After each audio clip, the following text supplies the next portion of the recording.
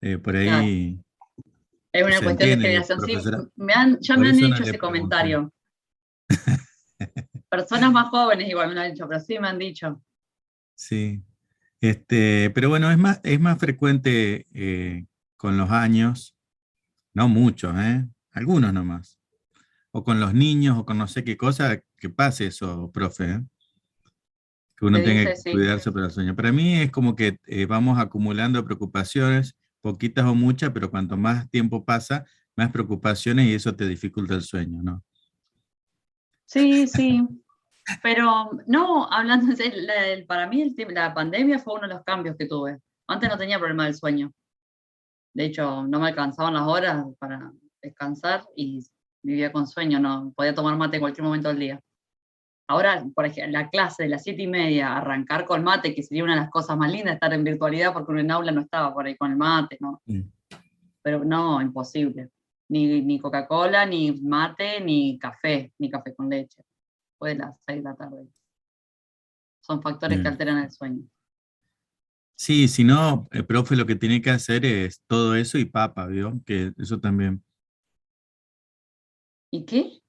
Papa se le llama a a- Ay, a este algún profesor es tan medicamento. moderno. No, no, lo mío es todo natural. Mire, lo Ah, mío es sí, todo pero natural. claro, mire, viene la valeriana también creo que se llama, pero va a necesitar más o menos un alfajor de valeriana pero está esa posibilidad. Lo mejor es He probado. el OM, ¿no es cierto? También he Sí, el probado. OM, También he OM. probado. Resulta. Es efectivo. Pero cuestión es que si hacemos home, metemos papa y me tomo unos mates a las 7:30 de la tarde, no estaría yo. Sí, sí, bueno. Bueno, pero la verdad que hay personas, la otra vez estaba hablando con una persona, disculpen alumnos, ¿no? Están invitados a participar, son estos minutitos hasta que llegue el resto. Pero conozco personas que me llamó la atención, una persona, yo cumplo 50 en algunos meses, una persona de mi edad, y pero que tuvo desde joven trastornos, pero se Ah, agrave al punto de que ni hablar de tomar mate después de las 5 de la tarde, de que no no, puede tanto mirar no. televisión, de que deja el celular a las Claro, 9 de la noche, o sea, que tiene que tomar un montón o de sea, hizo un montón precauciones, de sí. cosas y aún así está 2 horas para dormirse. No, Realmente, conozco, incluyendo whisky, pastillas, de todo, ¿no? Que son, tengo conocidos que sí, que han tenido problemas serios. Lo mío no es tan serio, realmente, no bueno, tengo que hacer sí, sí, tanto. Pero sí sé que, por ejemplo, así cuestiones que uno sabe, decir, bueno, así como el mate me desvela, una copita de vino, esas cosas, uno por ahí sí ayuda a dormirse, pero con este calor no, prefiero el agua nomás. Todo está natural, bien. todo natural, profe. Bueno, vamos a hablar, esto va a ser nuestra clase de hoy, chicos. Alteraciones Sí, en el sí, sí. sueño. Ahí está. No saben cómo quita el sueño la construcción de sistemas de información. De algún Ah, modo, este, es un tema que vamos a ver hoy. Me está haciendo sombra acá el termo. tenía en un grupo de trabajo, trabajábamos mucho de manera virtual antes de la pandemia. Y una colega, bueno, colega suya, profesor, Bien. no licenciada, sino ingeniera, había sido mamá hace poco y tenía una bebé. Y siempre que se sumaba a las reuniones estas virtuales, siempre estaba llorando la criatura. Era una cosa, y además tenía que estar con micrófono porque participaba, entonces era como que, uy, se sumó, decíamos, está de nuevo. Y comenzaba a hablar otra colega, y al toque se Sí. dormía la criatura, al toque se dormía. Y justo uno de los temas era sistemas para hacer global, no entrar en particularidades. Y decíamos, necesitamos la charla de tal persona hablando de sistemas y demás, y hacía dormir a la criatura. Fueron como 2 o 3 reuniones seguidas que sucedía y dijimos, listo, sabemos cómo aburrir a las criaturas y con esto se duerme rápido.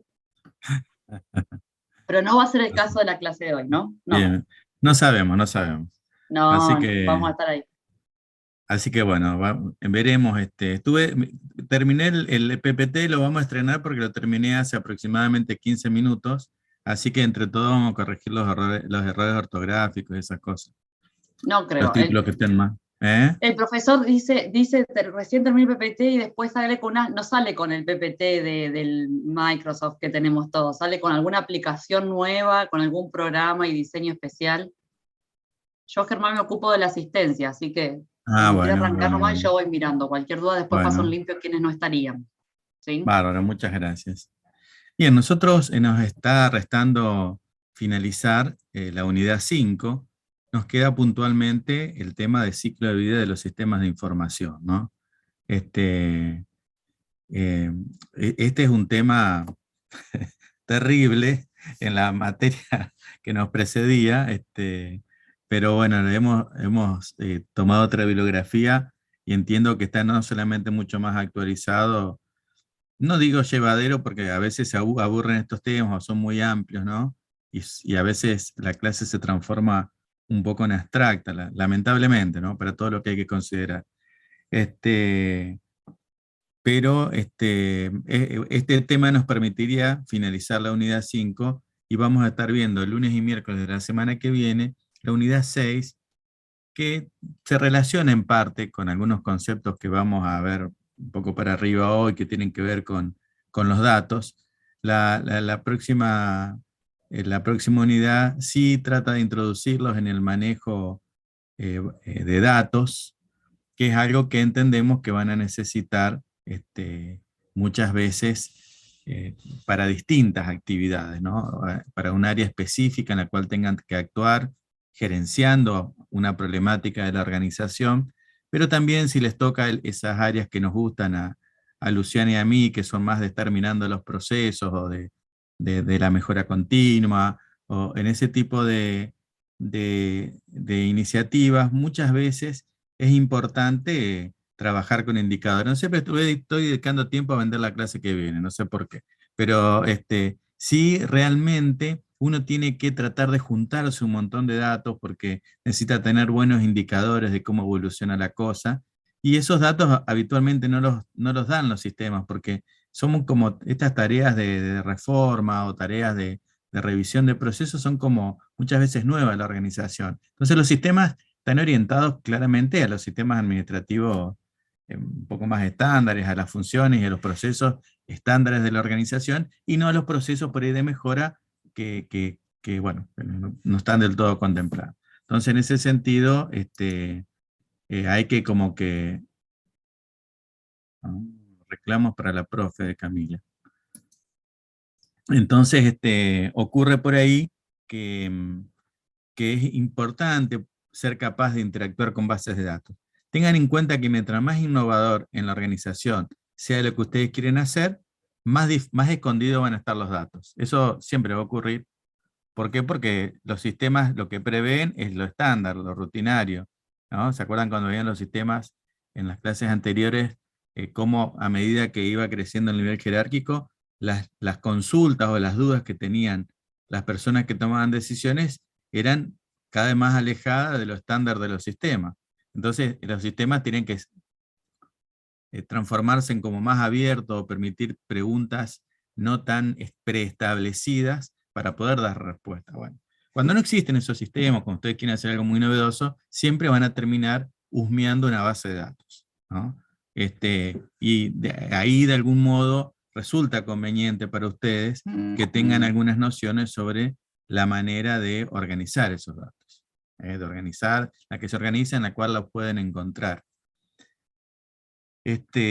Así que bueno, eso lo vamos a ver la semana pasada, que viene. Hoy vamos a ver parte de eso porque bueno, lo que vemos hoy tiene que ver con lo que van a encontrar cuando vayan a buscar los datos.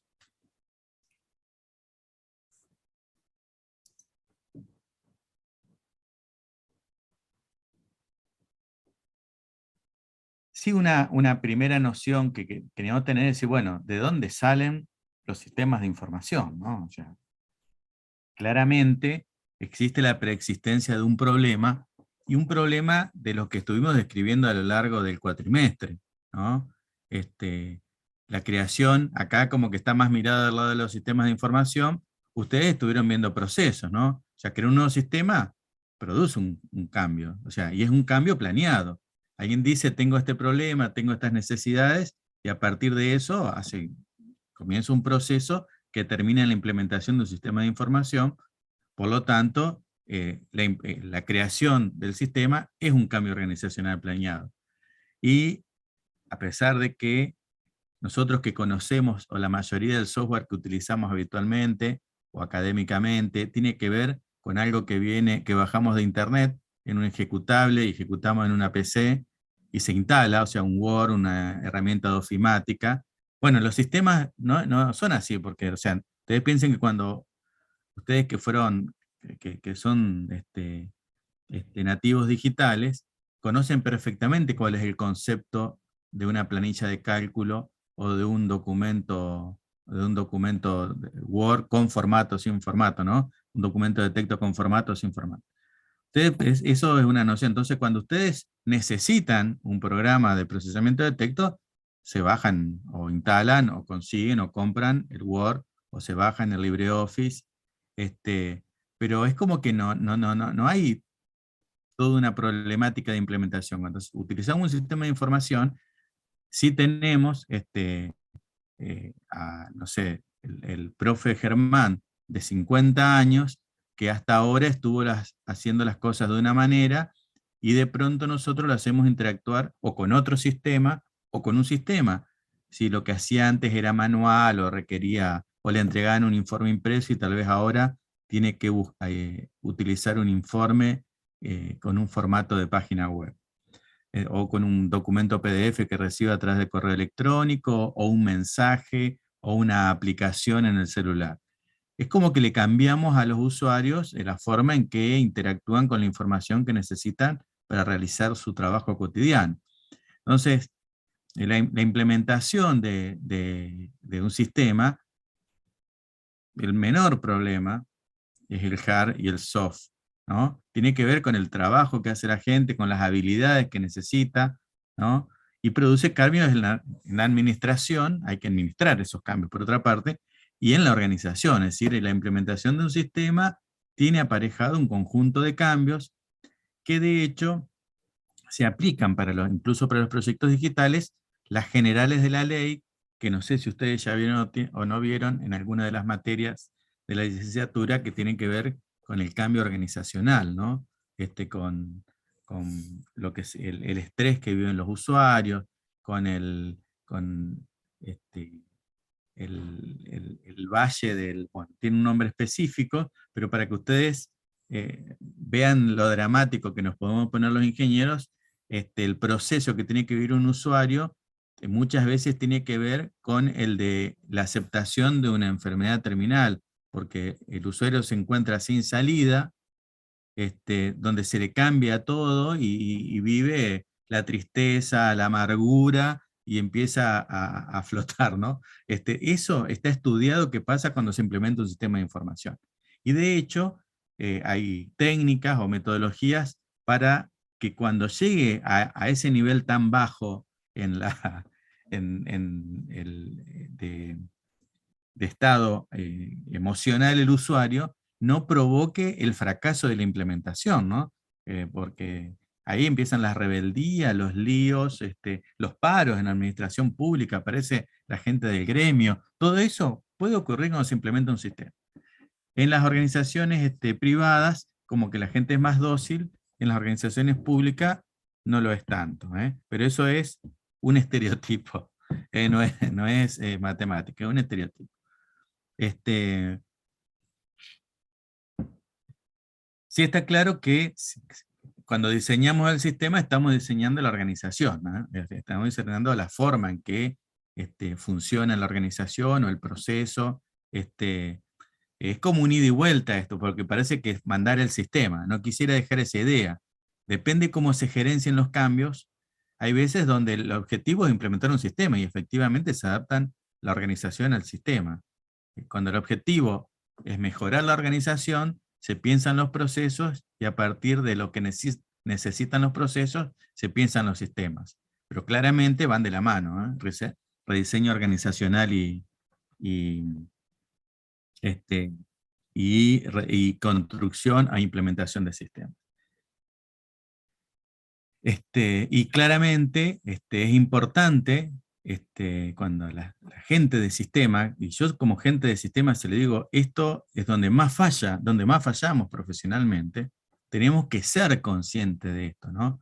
De que no se trata de entregar, iba a decir un CD, pero hasta un CD es una antigüedad, de entregar un link desde donde bajar un soft que se tiene que instalar o desplegar, se llama ahora. Los procesos pueden afectar, o sea, los sistemas van a afectar a ciertos procesos o a la organización en su conjunto, y esto depende de qué tan importante sea el cambio, ¿no? Qué tan audaz. Me avanzo una más para presentar el gráfico este, que me interesaba compartirles, que de algún modo lo que intenta representar es que al usar la tecnología, al implementar tecnología en las organizaciones en forma de sistema, y esta es una visión un poco, una clasificación del Laudon, y acá vamos a hacer una nota al pie. Los hermanitos Laudon no son hermanitos. Los hermanitos Laudon son marido y mujer. Tienen 2 hijos, y el señor Laudon falleció en diciembre de 2019. Así que posiblemente estemos trabajando con la última versión del libro, ¿no? Esto es porque en alguna clase yo les había dicho los hermanitos Laudon. Pues no lo son. No Espero. quería, no quería interrumpir la otra clase, que ahora sí lo estoy haciendo, porque iba a parecer como hasta un chisme, decir, no como hermanos. Yo tenía entendido que eran marido y mujer, pero en otros países se utiliza mucho más en el ámbito profesional, las mujeres utilizan el apellido de casada, porque el Sí, apellido de ella, de hecho, que ¿no es Price? ¿Me habías sí, comentado? sí, algo así, sí, De sí, tienen. Laudon, Sí. pero firma directamente como Laudon, entonces quedan como que los dos autores tienen el mismo apellido, pero sí, No era el quisiera que marido. esto sea lo más interesante de la clase, pero es posible que lo sea. Este, pero bueno, No se va pero a son. evaluar igual ese conto. Bien, bien, bien. No sé, profe, a lo mejor termino preguntando qué va a preguntar de laudo en el parentesco y le hago un multiple choice ahí, o la cantidad de hijos. Si seguimos Este, así, profesor, la clase va a terminar en el debate de sí, Icardi y demás, así que uh, avancemos nomás. uh, bien.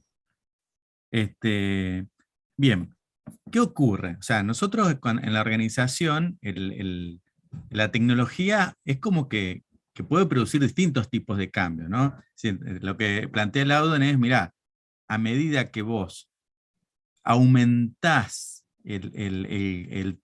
aumentás, ¿cómo sería? La ambición, o, o la- o disminuís la modestia del tipo de cambio que querés lograr, y bueno, los riesgos son distintos. Entonces, la tecnología en algunos casos se utiliza solamente para automatizar algo que se hacía manualmente, hacemos un pequeño programa que lo automatiza, ¿no? Entonces el señor, en vez de ir a buscar a 10 ficheros, le damos una pantalla que le va a mostrar esa información. O en lugar de sumar a mano, le damos una herramienta que le dé el detalle y el total. Entonces, ese tipo de automatización produce pequeños cambios en la organización y los riesgos en general son muy bajos.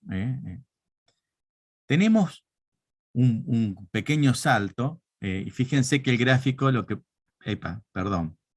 que plantea es para cada tipo de cambio, los riesgos y cuánto redunda en beneficio, ¿no? Lo plantea como rendimiento, pero significa que tan ambicioso puede ser lo que obtengamos. En la racionalización de procedimientos, ya aparte de la automatización, se plantea un esquema de mejora, muchas veces asociado a estos procesos de mejora continua o de implementaciones de algunos de los procesos de mejora asociados a calidad o a otro tipo de mejoras, pero es como que el procedimiento en esencia sigue siendo el mismo, ¿no? Entonces, cuando metemos tecnología para este tipo de cambios, bueno, corremos un poco más de riesgo que solamente automatizando, pero también los resultados van a ser un poco menores, ¿no? Un poco menos ambiciosos. El rediseño ya, de algún modo, es un cambio organizacional más profundo. Este es más parecido a la reingeniería, que el siguiente, que a veces parece que el cambio de paradigma fuera lo máximo. Pero sí, acá hablamos de rediseño, de simplificación, pero a una escala mayor, ¿no? Fíjense que plantea una nueva visión. Eso es, ¿usted dio en esos términos la reingeniería, profe? Sí, Sí. justamente. Eh, Que era empezar, digamos, vimos, supongo que estaba haciendo alusión a, porque no estaba con la pantalla de la presentación, de Perdón. cambio de paradigma, Sí, sí, sí, sí. claro. No, no, no, no. Incluso, No, perdón, estaba haciendo esa aclaración, que en sé realidad que, la reingeniería no es un cambio de paradigma en los términos que lo plantea el Audom, sino que es ajá, un rediseño del proceso, no bien, una racionalización del proceso, sino viene bien, porque ajá, una nueva visión del proceso, que es propio de un proceso quizás de reingeniería del proceso, donde decimos, bueno, tiramos todo y pensamos en el proceso de nuevo.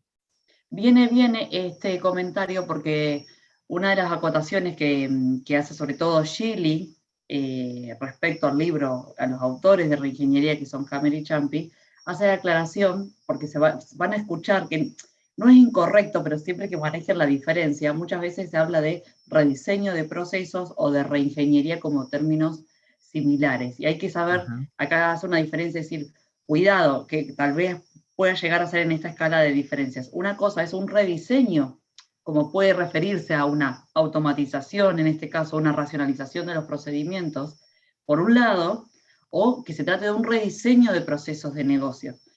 Reingeniería apunta definitivamente a procesos, no a áreas, departamentos, ni siquiera procesos de apoyo o que sean, digamos, si quiere, menos importantes. Se piensa en términos de procesos del negocio, o sea, en los procesos sustantivos, de lo que ustedes pudieron ver en sus organizaciones, por ejemplo, bueno, es repensar nuevamente el para qué de la organización. Creo que por eso hablábamos de, bueno, son cambios fundamentales, decíamos, porque es como, bueno, de lo básico que hace la organización.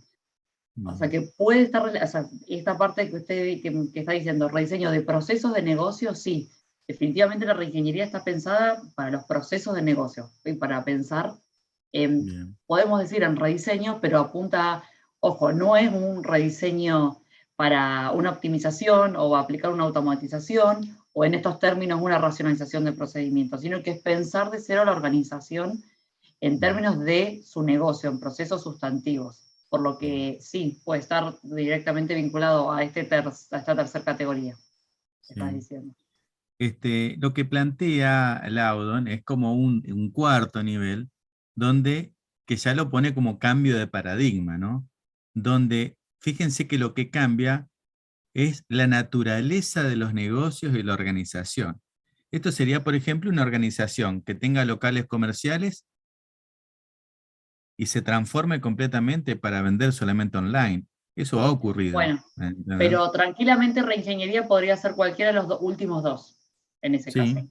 No, abarcaría también cambio de paradigma, diría Ujú. yo. O sea, Bien. acá así como conceptualmente y aplicados a los cambios definidos, como dice acá, por tecnología de la información, eh, podría tratarse en los primeros dos casos de una mejora continua o de determinado rediseño, si se quiere, y los últimos dos podrían ser aplicados o asemejarse con lo que tiene que ver con reingeniería. Perdón, Pero fíjese, profe, como diferencia, porque yo de sí, ahí, es que en el cambio de paradigma, lo que cambia es la naturaleza de los negocios que hacía la organización. Yo hasta donde había visto la reingeniería, incluso tal cual la estudié yo en la facultad, ujú, donde realmente la tecnología no tenía la capacidad de producir claro, cambios de paradigmas, yo decir, bueno, este es mi negocio y lo pienso de cero, pero este que es mi negocio. En cambio, hoy la tecnología, no hoy, hace 20 años, la tecnología hace que yo pueda modificar la naturaleza de los negocios que hago. Fíjense, bueno, el caso de UPS, pero si ustedes leen algunos terminan leyendo algunos de los casos de estudio que están disponibles en la unidad, por ejemplo, el caso de UPS, bueno, no dejó de entregar paquetes, pero hay un conjunto de servicios de logística que vende, que no era la naturaleza del negocio de ellos, ¿no? Eh, o han logrado ciertos productos, o por ahí yo pienso mucho en el Mercado Libre, o incluso Musimundos, porque ya que está caro acá. En algún punto hay empresas que transforman, en ese caso no por la tecnología, sino bueno, porque fueron mutando la naturaleza de los negocios. Muchas empresas pasaron de la compraventa como negocio principal, a lo mejor al negocio financiero, o a la financiación como negocio principal, ¿no? Y el otro como accesorio. A veces se dan ese tipo de cambios. En ese caso, es por la transformación que sufrió quizás en el mercado, no tanto por la tecnología, ¿no? Pero bueno, pero quizás sí, ahí es como que las categorías son: no cambia el proceso, cambia alguna tarea, en automatización, en racionalización, pequeños cambios en partes o en procedimientos que serían partes de un proceso. La reingeniería quizás es el rediseño ambicioso y radical del proceso, y el cambio de paradigma es decir, bueno, no, lo que sale de acá es otra empresa, que se dedica a otra cosa. Algo así sería. Entonces lo que plantea es, bueno, mira, obviamente, si una empresa está dispuesta a cambiar, es porque estamos hablando de rentabilidades 10 veces superiores a la actual, ¿no? O sea, lo que plantea es en que los rendimientos van a ser altísimos, pero los riesgos de fracasar también.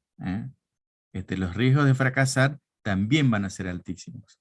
Esto es importante ver también, remontarnos quizás a la primera clase donde empezamos a ver la parte, no la primera clase de la cátedra, sino de la primera clase donde empezamos a ver sistemas de información, donde decíamos, bueno, la tecnología, bárbaro, no es neutra, o sea, no es que le metemos tecnología y vamos a ganar más plata en términos de negocios.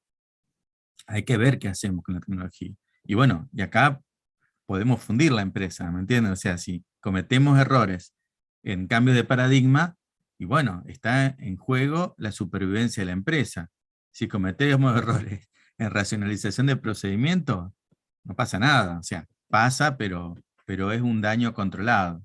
El rendimiento, obviamente, del esfuerzo no va a ser el mismo.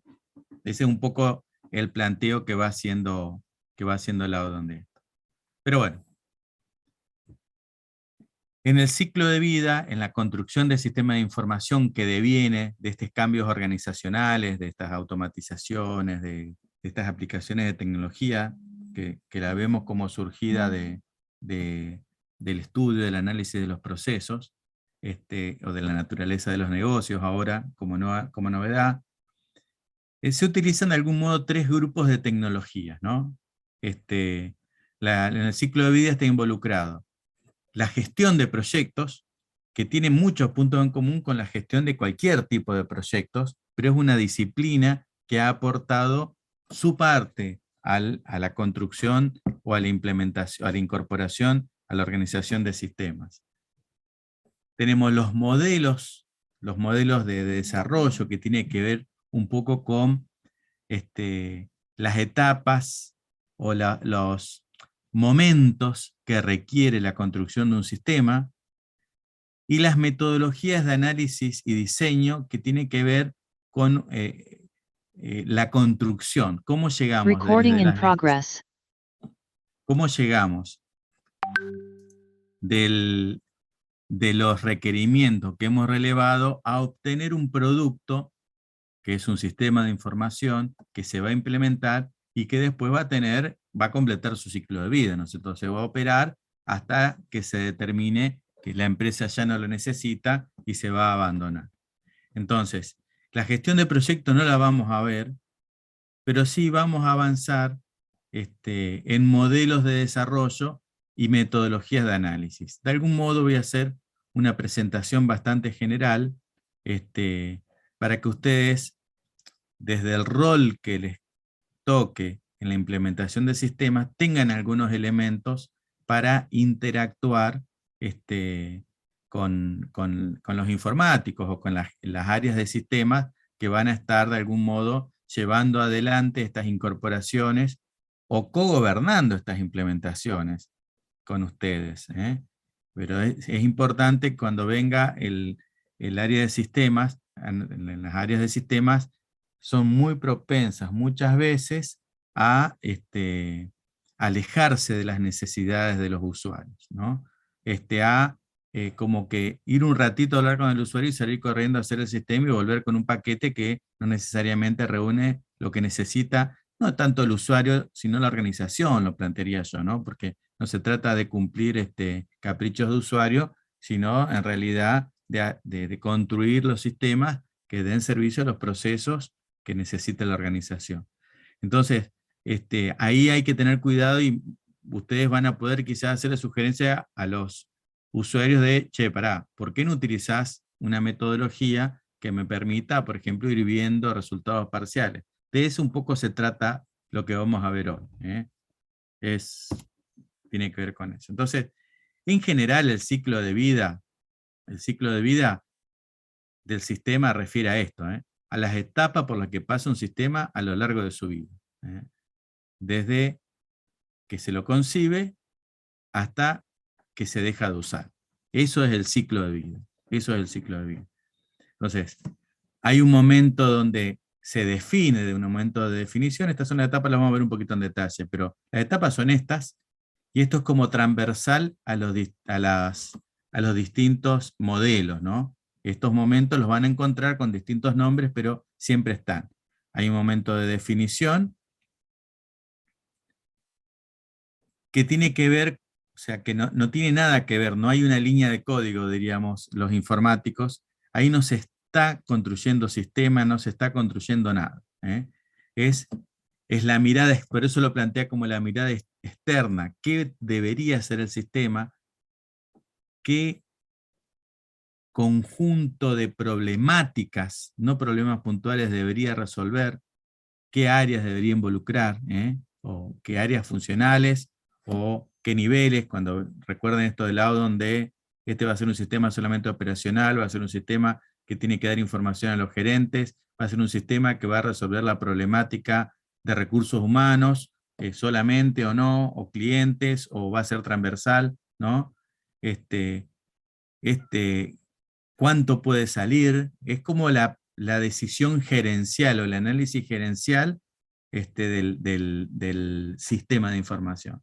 Y fíjense que tiene que ver con estas cosas más genéricas. Necesidades en general, alcance, funciones y límites.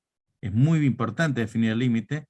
Alternativas, compro, implemento, ¿qué hago? Tomo este sistema y modifico agregándole un módulo para que cumpla estas necesidades, construyo algo completamente distinto.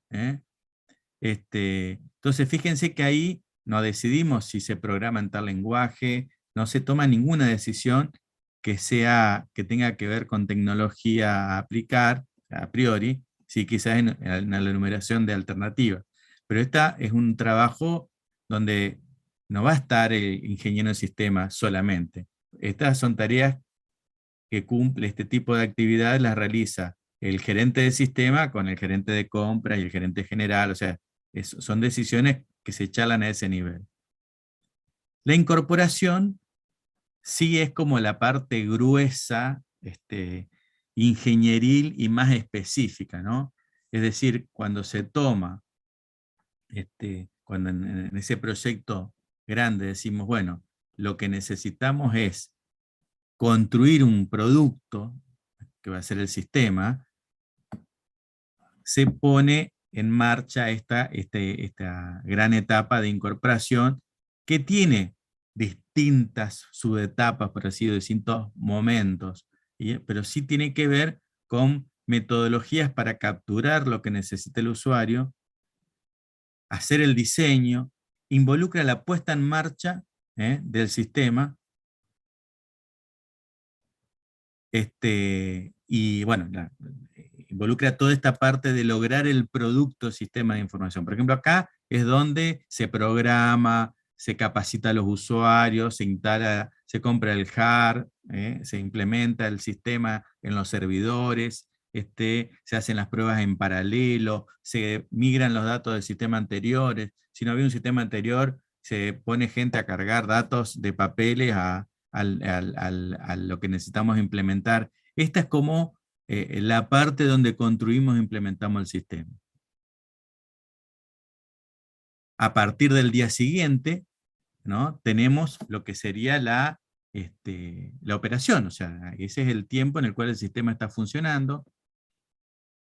Entra en estados, acá es donde está ubicado un poco las operaciones de mantenimiento del sistema, y cuándo un sistema necesita mantenimiento. Y bueno, por ejemplo, sale un decreto donde se cambia alguna regla de cálculo de las ganancias y todos los sistemas de jornales de Argentina tienen que modificarse para recalcular ganancias con los nuevos cambios, ¿no?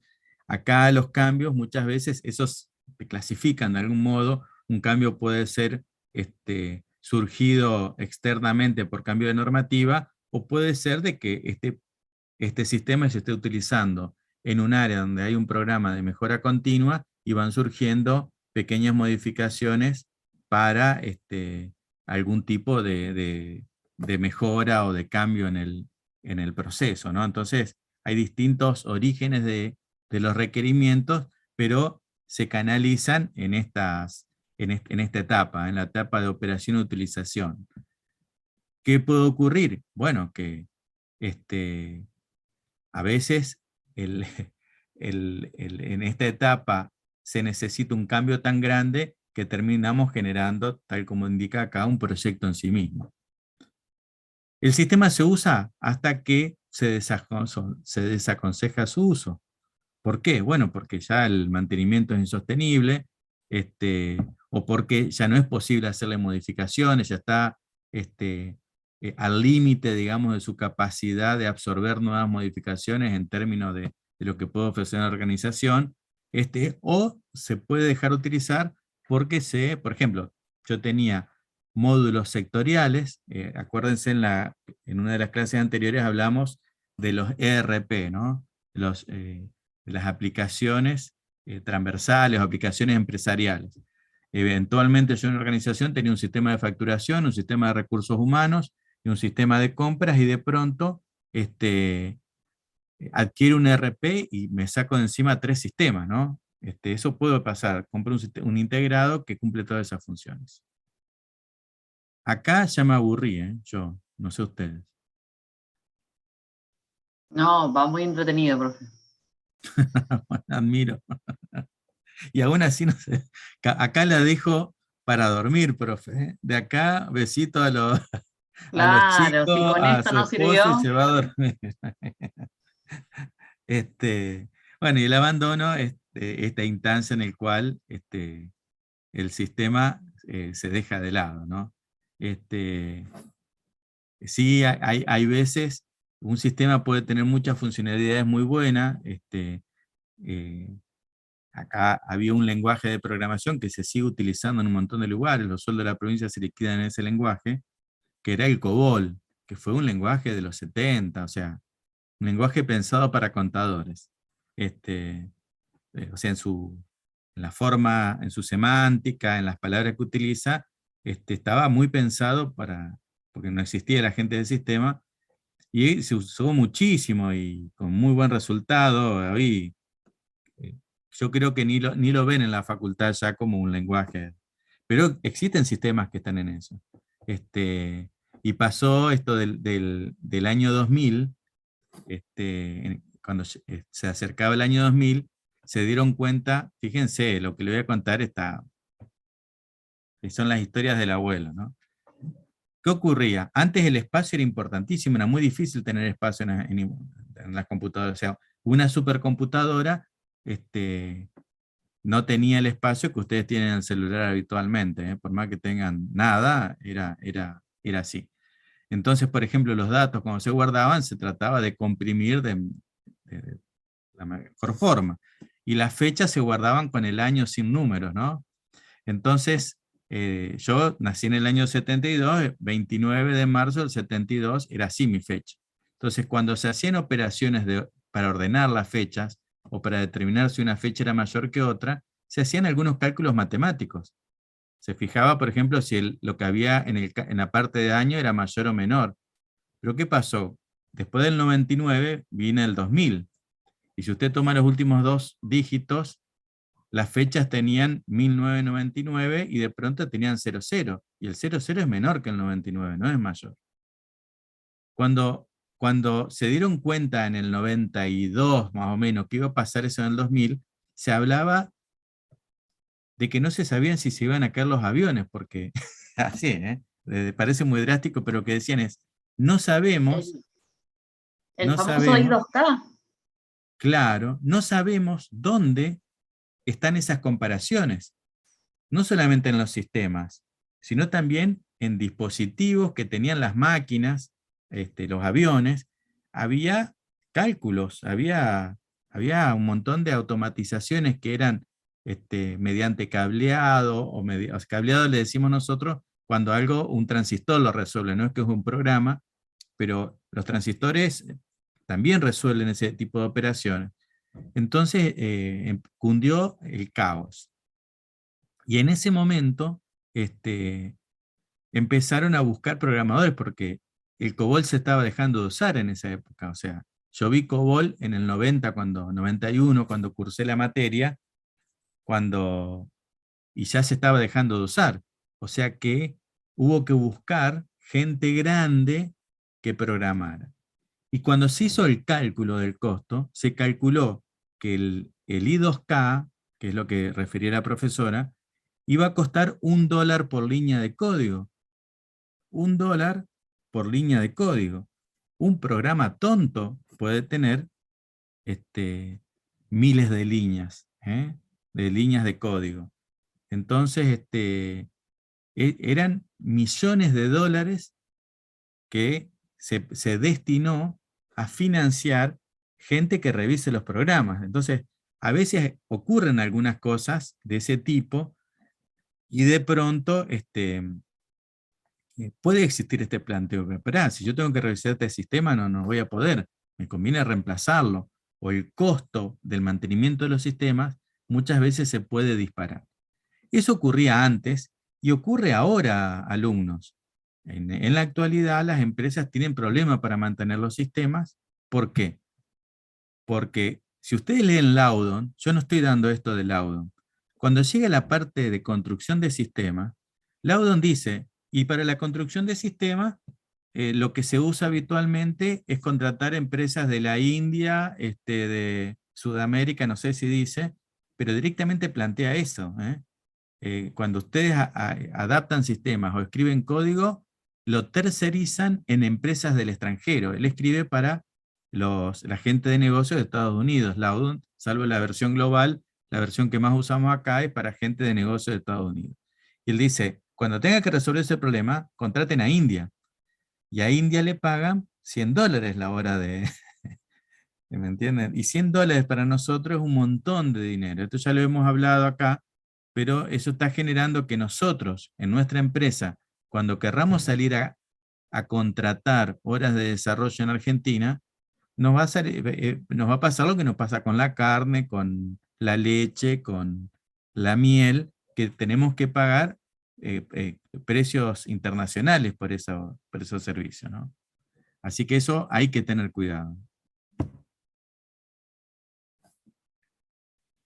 Bien, entonces, vuelvo un poquito ahí, les decía, las grandes etapas sería la definición, que sería como la mirada externa que decide qué tipo de sistema o qué alcance tiene que tener el sistema que vamos a desarrollar. La incorporación involucra toda la construcción de ese sistema hasta la puesta en marcha. La operación-utilización lo que involucra es la operación y mantenimiento del sistema, y finalmente el punto de salida es el abandono. Acá se lo crema, se lo pone en una urnita y listo, ¿no? Los modelos, cuando hablamos de los modelos, ya empezamos a ver lo que sería el desarrollo de sistemas. Son modelos para, y vuelvo un poquito, modelos que se van a utilizar en esta parte fundamentalmente, en la incorporación, ¿no? Parte de la definición, son modelos que se usan en esta zona.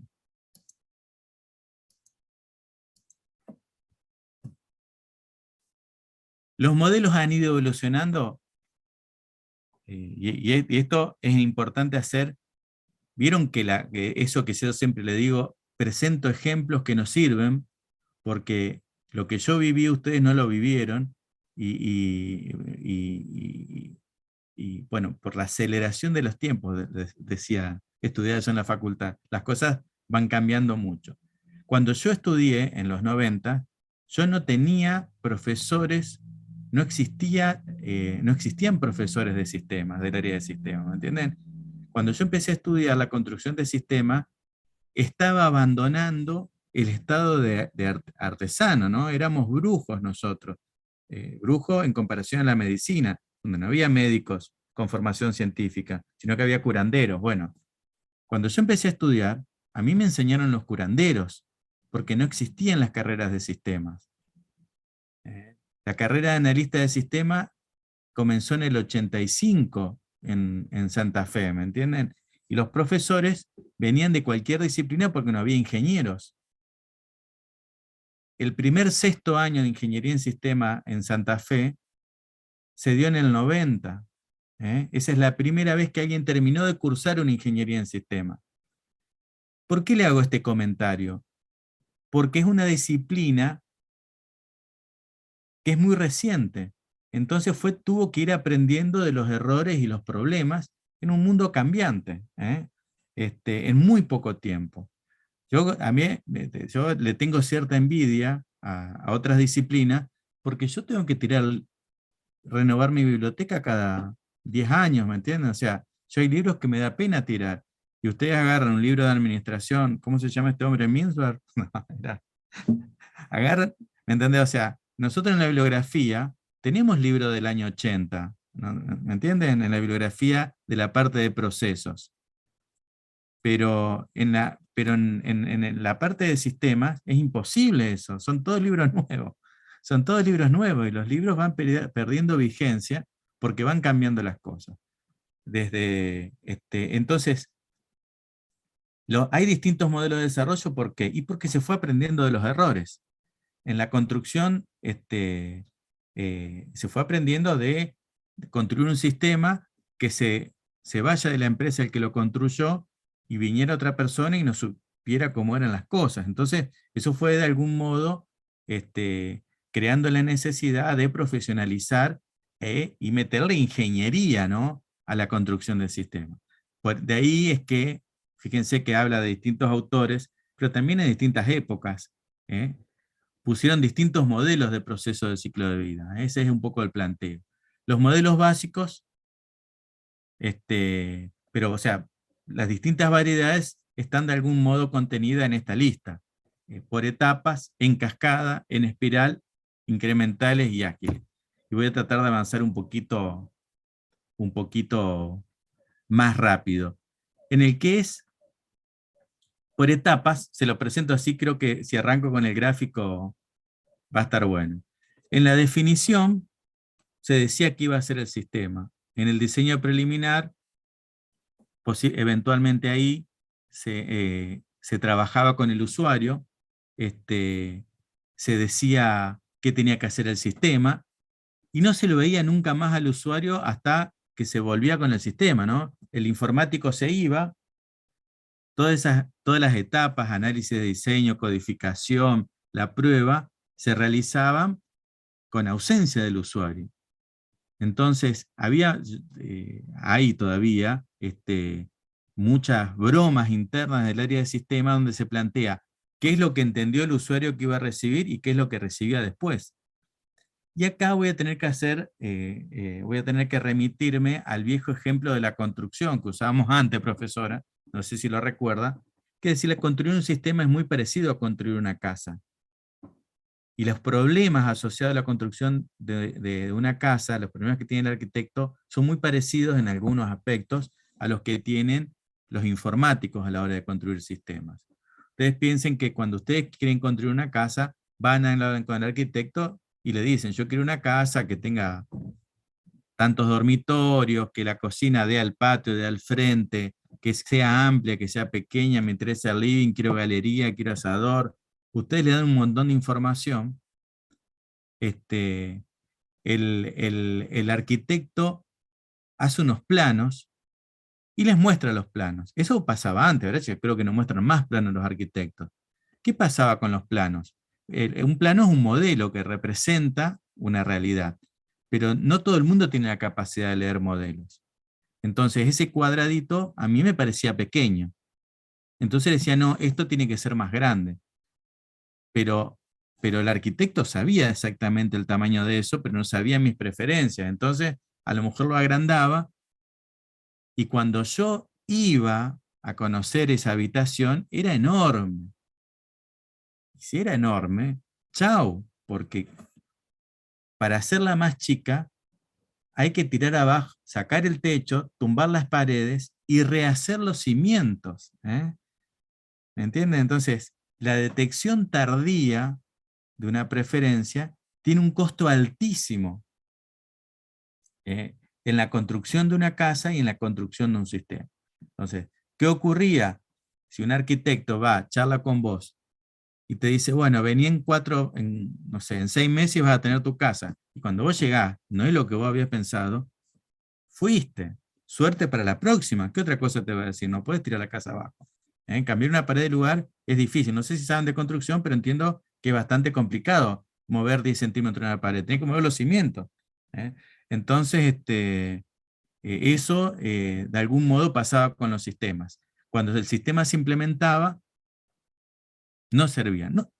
No servía en porcentaje alto. No solamente eso, sino que, ¿qué pasa? El mundo cambia. Si yo me voy 3 meses a una organización y vuelvo con un sistema, en esos 3 meses salió una nueva normativa, surgieron otros inconvenientes, nuevas necesidades. Todo eso permanecía oculto en este proceso en cascada. ¿Por qué? Porque se definía lo que se necesitaba, se documentaba, se pasaba a la siguiente etapa, se generaban productos de esa etapa que alimentaban a la siguiente. Entonces, fíjense que acá como planteo, dice, las actividades se secuencian una tras otra, es decir, no comienza la siguiente si no finalizó. La característica es la secuencialidad. Pero fíjense este punto, dice, es fácil conceptualizar qué tareas atender en cada etapa, pero no hay duda. Cuando yo estoy escribiendo los requerimientos, no hay duda, y no va a venir ningún usuario en ese momento a decirme, no, eso no está bien. No. Cada etapa se hacía con una documentación muy completa de la etapa anterior. Entonces, como que, y sí, de lo que vos capturaste al principio, la probabilidad de que al final llegues con eso era muy alta, pero que lo que capturaste al principio sea lo que necesita al final del proceso el usuario, y ahí era complicado. Eso no pasaba. Entonces, de algún modo, se buscó la manera, ¿no? Fíjense, me voy a la parte en negrita acá, busca reducir riesgos incorporando prototipos y retroalimentación.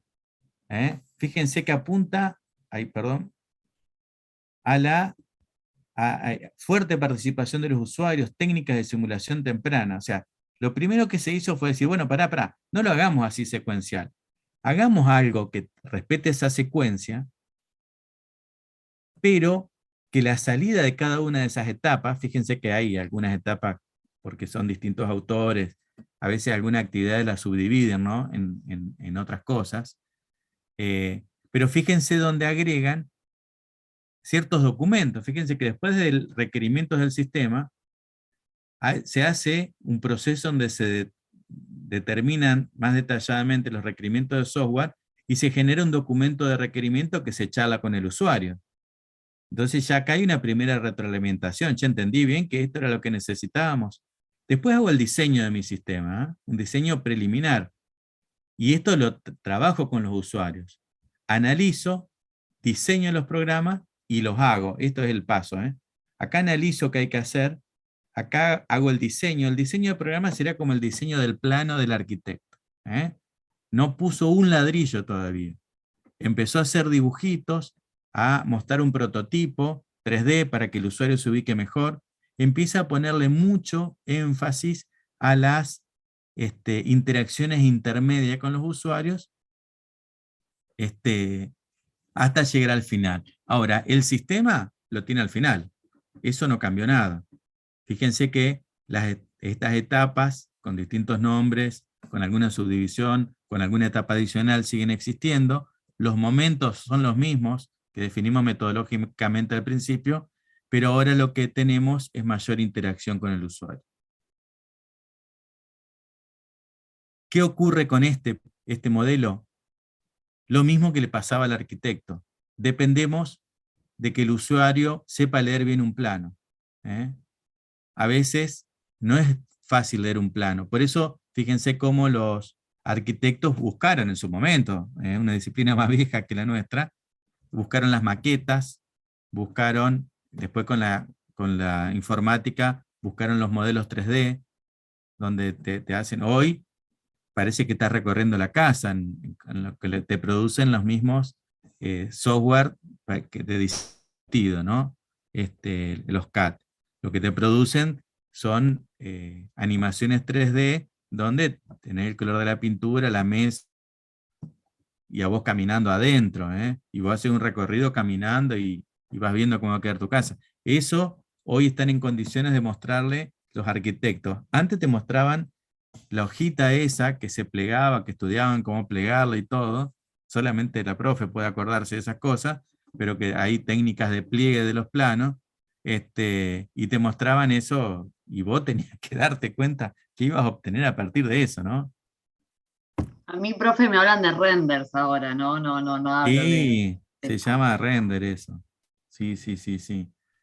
Eso se Claro, usa. ahí Martín, disculpe, profesor, pero yo estoy más cerca de la generación de los alumnos Sí, que usted. Ahí no está pasando render, y claro. Ezequiel también no está. No, a ver, pasa un archivo.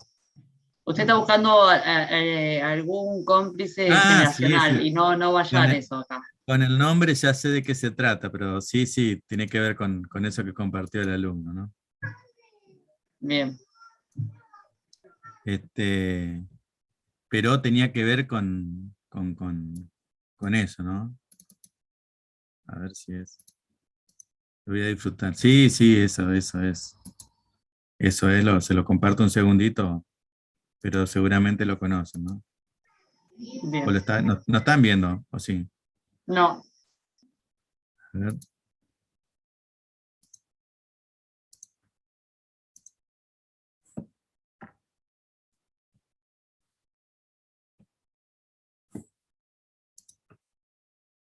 ¿Eh? Entonces, fíjense, lo que va haciendo es la solicitud del usuario, que es este columpio, lo que entendió el líder del proyecto. El líder del proyecto se lo pasa al analista. Esto es el diseño que hizo el analista, ¿no? El programador, lo que entendió del analista, termina construyendo esto. ¿Qué el consultor externo que recomendó? ¿Qué se documentó? La documentación es importantísima, ¿no? Porque ¿qué se documentó? ¿Qué se terminó implementando? El presupuesto del proyecto, el soporte operativo y lo que el usuario realmente necesitaba. Fíjese que ni siquiera el usuario pidió lo que necesitaba, ¿no? Eso es un poco lo que... Esto nos acompaña desde siempre, porque de todos modos hay ¿me entiendo? O sea, la, una parte importante del diseño y la experiencia del analista tiene que llevar fíjense que la discrepancia, yo me pongo a hablar de los usuarios porque siempre le echamos la culpa a los usuarios a nosotros, ¿no? Pero fíjense la discrepancia entre lo que el usuario necesitaba y lo que el usuario pidió. Por eso la captura de requerimientos no tiene que ver con darle el gusto al usuario, sino con algo más. Hay un ida y vuelta. Bien. Muchas gracias, Luna. Hemos visto con el profesor Horacio alguna vez a esa A ese gráfica. sí. Sí, sí, hay Sí, distintas versiones, pero sí, dígame. es muy ilustrativo. No, no, nada. Eso quería decir, que es muy ilustrativo. Eso lo hemos visto con Horacio en alguna clase de sistemas administrativos. Bien, el modelo evolutivo, acá esta es la parte donde se pusieron delirantes, ¿no? En lo que pensaban en el modelo de desarrollo, pero se lo voy a... Miren el gráfico que terminamos. Yo me pongo a explicarle esto, hasta 5 días vamos a llegar a interpretaciones distintas. Pero para que ustedes comprendan, lo que se busca es hacer como renders, es decir, bueno, no, no te doy el proyecto allá al final. Fíjense que habla se basa más, perdón, en ir dando versiones progresivas de la aplicación. ¿Entienden? Es decir, fíjense que en el cascada o en el anterior, siempre al final te doy el sistema, ¿no? Entonces, acá lo que se busca es ir mostrándole cada vez elementos más parecidos a lo que va a tener al final el proceso el usuario. Entonces, presten atención por ahí en en la frase final que dice, el desarrollo, bueno, ¿qué hace? Bueno, en una primera iteración va iterando el proceso, por eso es en espiral. Te va a mostrar un modelo de papel de lo que va a ser el sistema.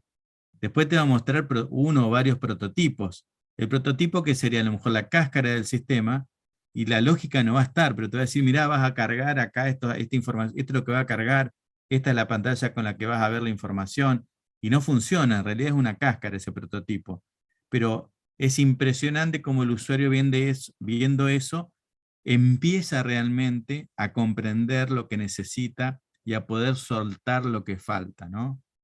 Es ahí donde se da quizás la ida y vuelta. ¿Por qué? Porque ahí yo todavía no hice los cimientos. Entonces ese es el momento en el cual yo necesito que me diga esa habitación es más grande, más chica, o quiero hacer un baño menos. Es ahí.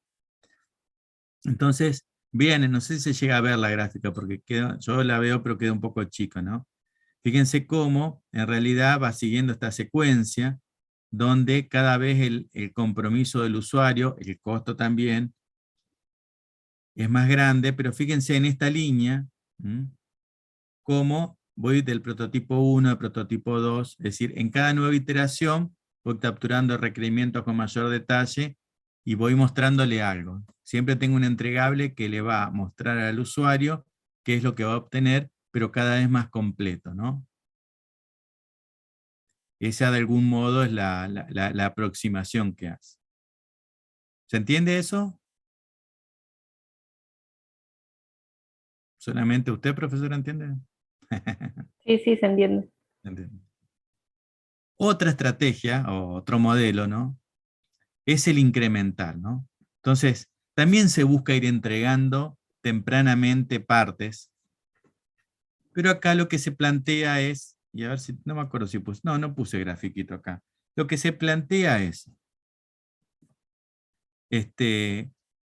tenemos que hacer un sistema integral, ¿no? Vamos a tener,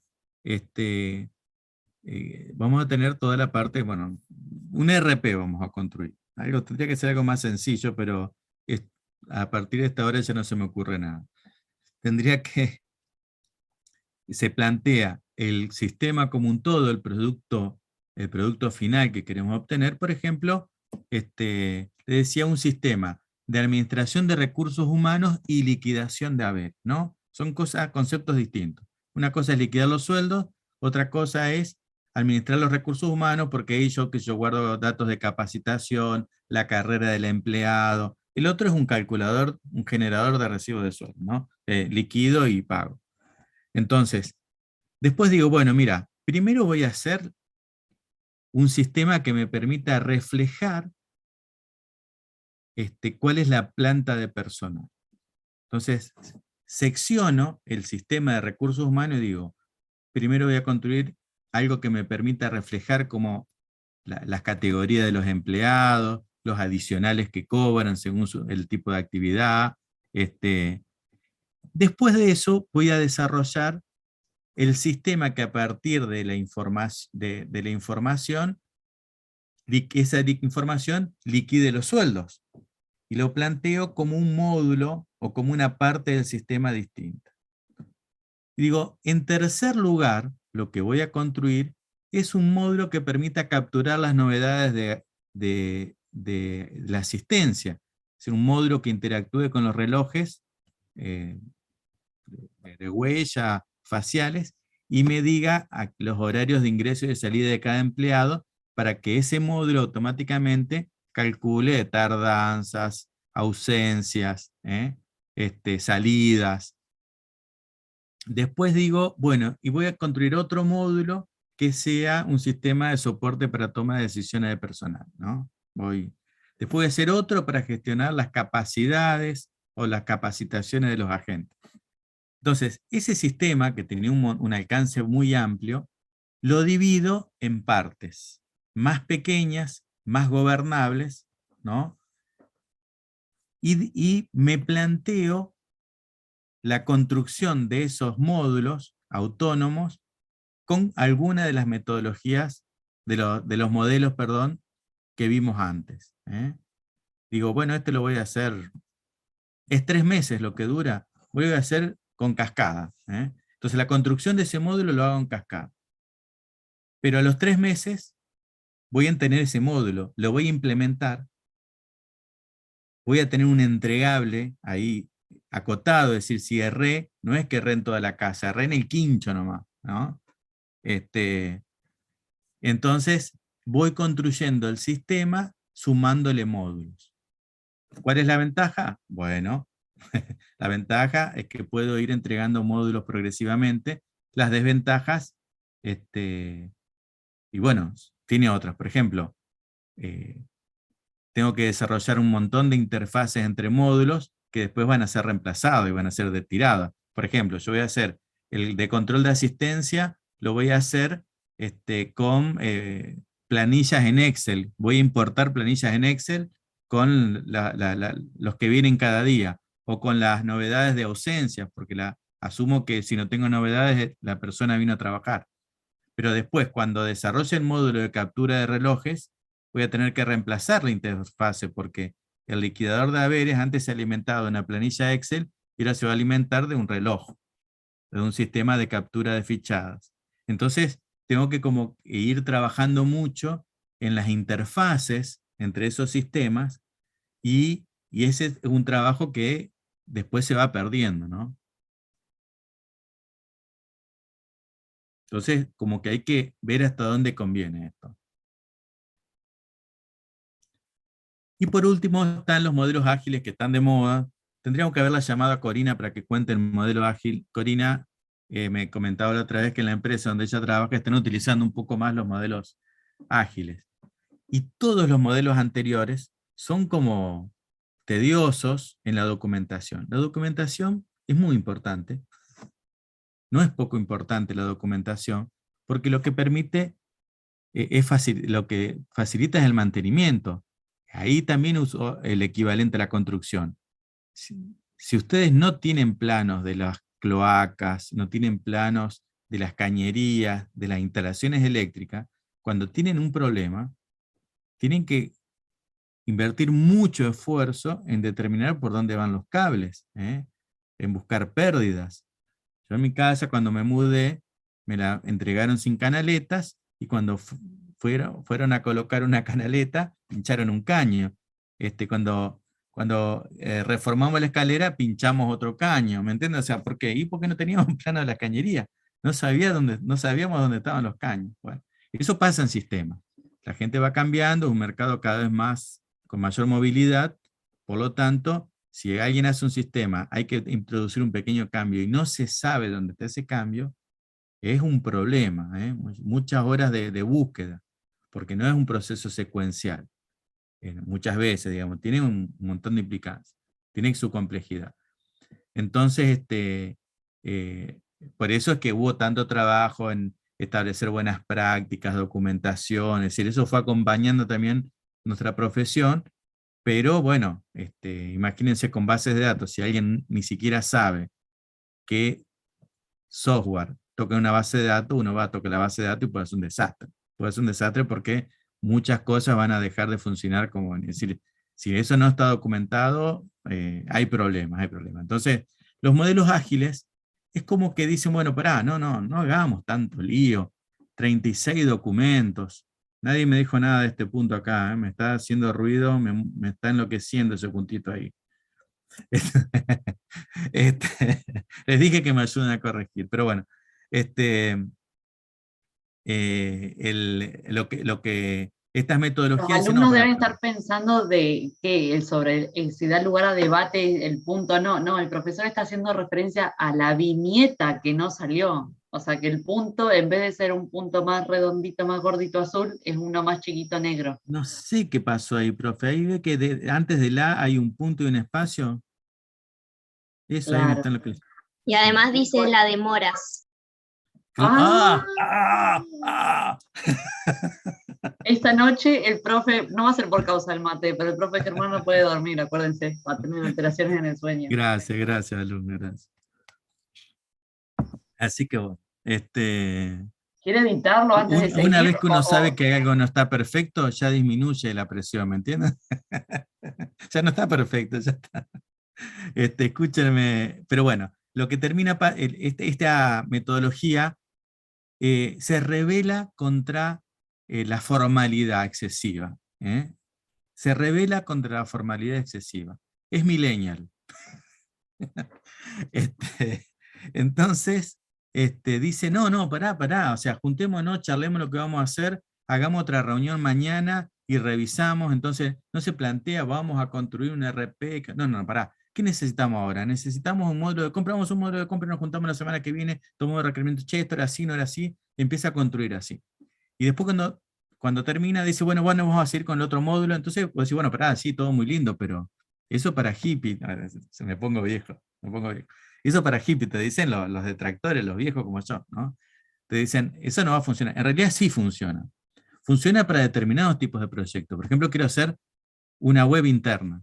Chao, chicos, no nos vamos a poner a desarrollar cientos de documentos, o quiero hacer una modificación sobre un sistema que conocemos. Hagamos algo ágil, hagamos quizás más reuniones, pongámosles más tiempo a la interacción con el usuario, y no a sentarnos a escribir documentos interminables que nadie lee. ¿Me entienden? Es como que hace como un cambio en esa parte, ¿no? Entonces, lo que plantea acá es decir, bueno, no, para eso lleva mucho tiempo, hagamos algo más sencillo. Y le digo, la verdad que ocurre eso. Los modelos ágiles tienen éxito para implementar pequeñas soluciones, porque no la desburocratizan, o soluciones cerradas, pero bueno, le critican el mantenimiento o la escasa documentación. Imagínense que, ¿vieron el dibujito que compartió el alumno? Eso es bien viejo, eso es de la primera época. Y ya ahí se cuestionaba la falta de documentación, que el producto estaba mal, la documentación era inexistente. Entonces, la verdad, la documentación es un problema para los sistemas.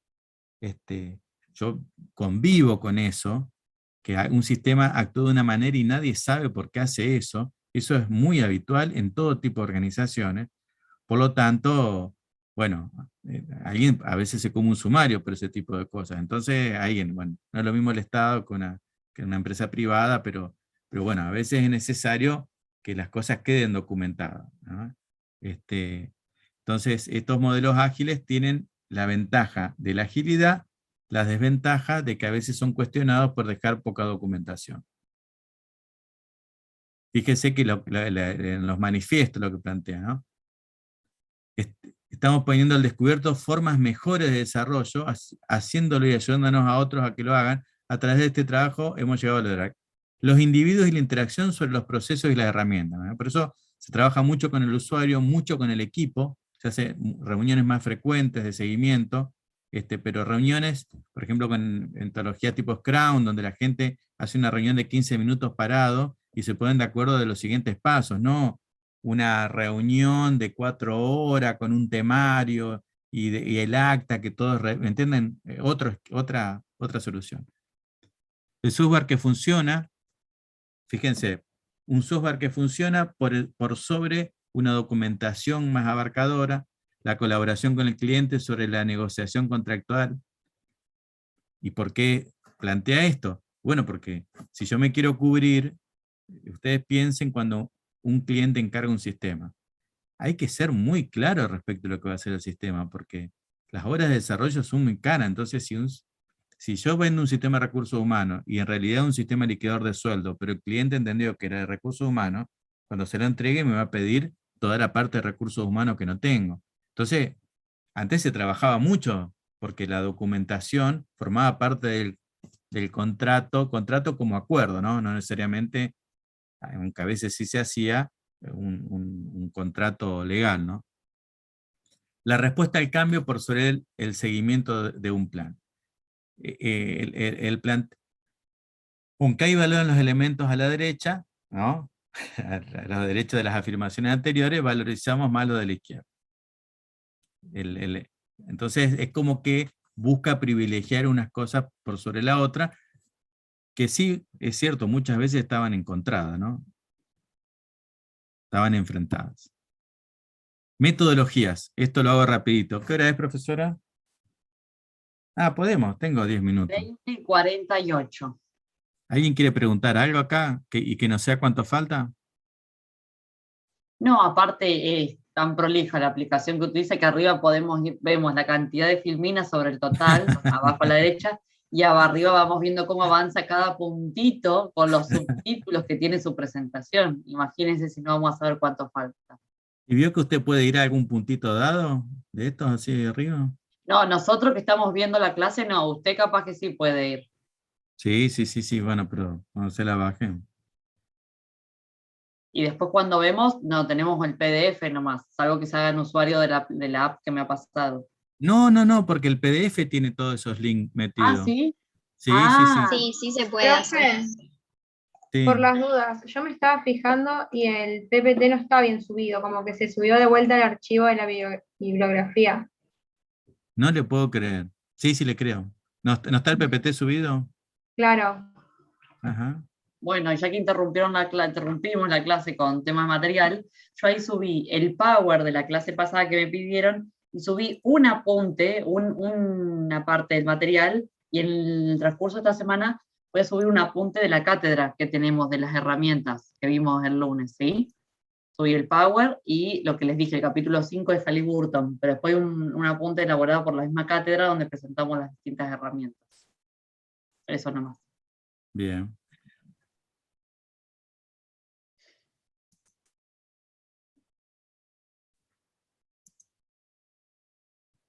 Bien.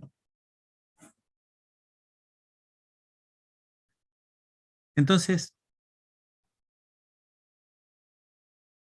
estábamos hablando como modelos de desarrollo, que es como vamos de algún modo estructurando el proceso de desarrollo, la captura de requerimientos, la construcción del sistema, la implementación, la retroalimentación con los usuarios. Pero ya un poco más en la cocina, cuando nos metemos en la cocina de la construcción del sistema, ya hablamos no de modelos, sino de metodologías, metodologías de desarrollo.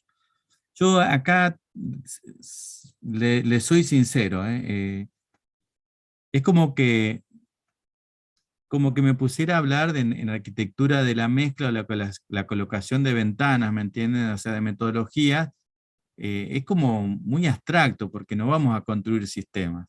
Sí es importante que sepan, por eso se las presento y por eso lo damos y lo incluimos, de que tenga en claro cuando alguien le diga vamos a desarrollar hoy, se utiliza prácticamente todos los desarrollos nuevos, la metodología, un tipo de estas metodologías, no justamente este que estamos mirando,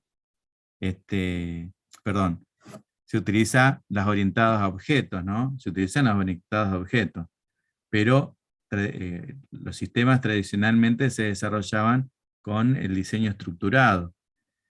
¿Qué ocurre? Y bueno, pocas organizaciones tienen sistemas hechos de cero, muchos tienen una coexistencia de sistemas desarrollada con las metodologías, ¿no? Con estas metodologías. Pero ya les digo, se siguen usando las dos. Normalmente los sistemas nuevos se hacen con metodología orientada a objeto, por otra parte es la línea de formación en las áreas técnicas. Entonces se va yendo fuertemente hacia la orientación a objetos. Pero básicamente las metodologías de análisis y de diseño son propuestas teóricas y ¿qué permiten? ¿No? Permiten guiar, ¿no? O sea, y documentar los procesos técnicos para la construcción, ¿no? Y las herramientas utilizadas para la comunicación. ¿Con quiénes? Entre informáticos y con los usuarios. ¿Sí? Normalmente la metodología te dan las dos, te completan estos dos elementos, ¿no?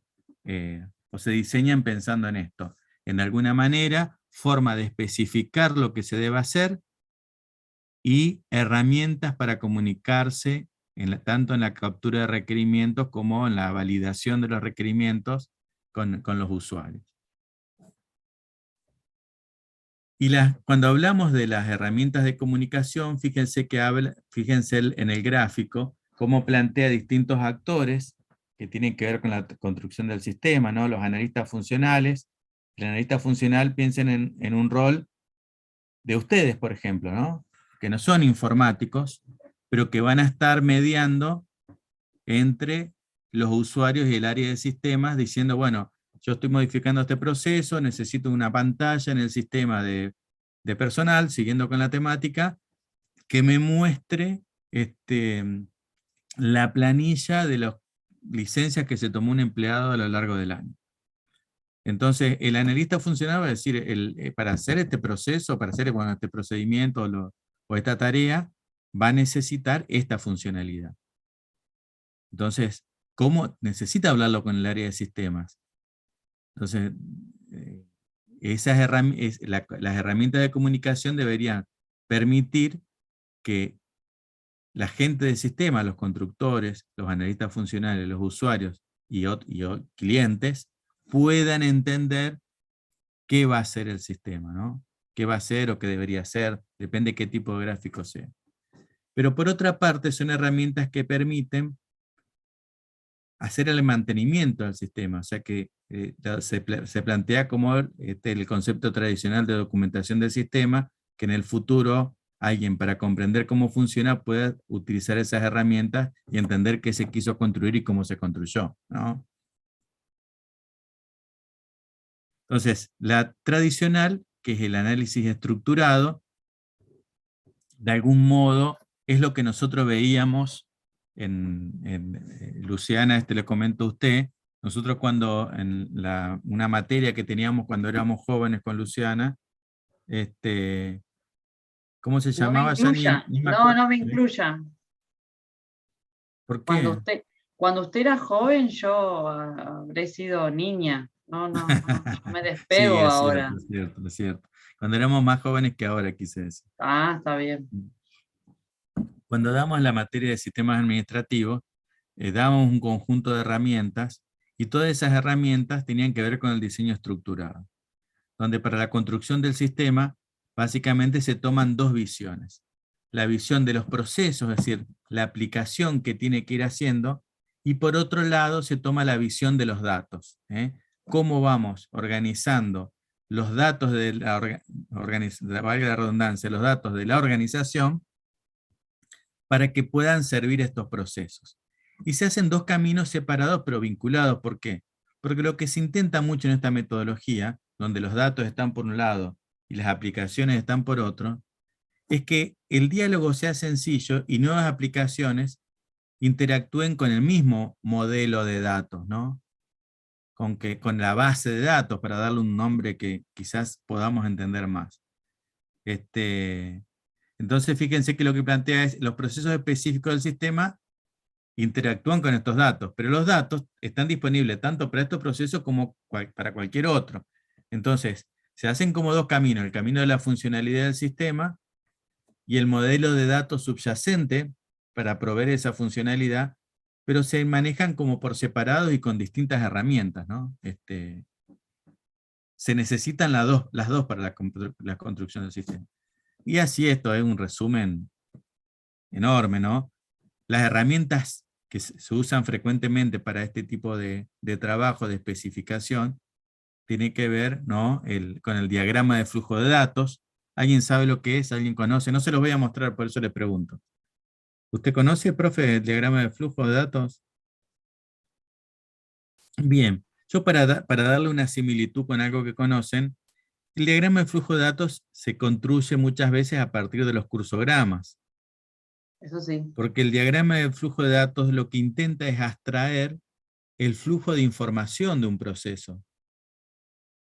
Entonces usted tiene normalmente el cursograma, también se puede deducir el flujo de información, pero de un proceso administrativo, a lo mejor que usted diagrama con un diagrama de los que hemos visto más para procesos, como que se hace un trabajo y se dice, bueno, pero ¿qué información necesita para Claro, no todas esto? las actividades y tareas que hay en el medio.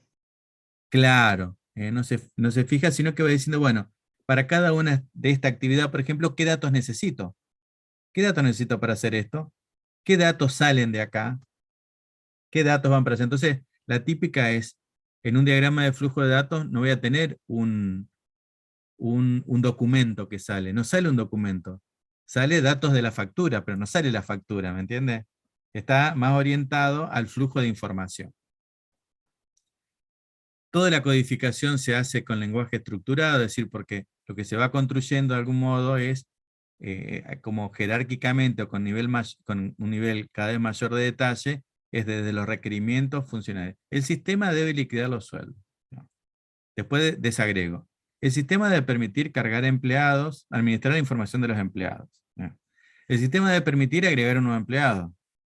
Después viene, el sistema debe pedir el DNI del nuevo empleado. ¿Me entiendes? O sea, se va como bajando el nivel de detalle y a cierto punto de detalle se trabaja en un lenguaje como estructurado. Si ocurre esto, hago tal cosa, ¿eh? Se va en pseudocódigo, le decíamos nosotros, que es como que coloquialmente uno va escribiendo cuál sería el algoritmo para tratar la información. Algoritmo en términos de pasos que permiten resolver un problema, ¿no? Entonces, así se documentaban los sistemas, porque de hecho la persona que definía eso se lo tenía que pasar a otra persona que codificaba, ¿eh? Por especialización del trabajo que había en la programación estructurada, ¿no? Entonces, a veces ayudaba de tablas de decisión, ¿qué pasa? O árboles de decisión. Si ocurre esto, hago esto. Si estoy acá y aparte se da esta condición, hago esto. Si no hago, se empieza a especificar de esa manera cuál tiene que ser el comportamiento del sistema. Contra eso es que las metodologías ágiles luchan bastante, porque dicen, bueno, tampoco un árbol de decisión, o sea, es como que cada programa lo escribo dos veces, lo escribo coloquial y después voy y lo escribo en un lenguaje de programación.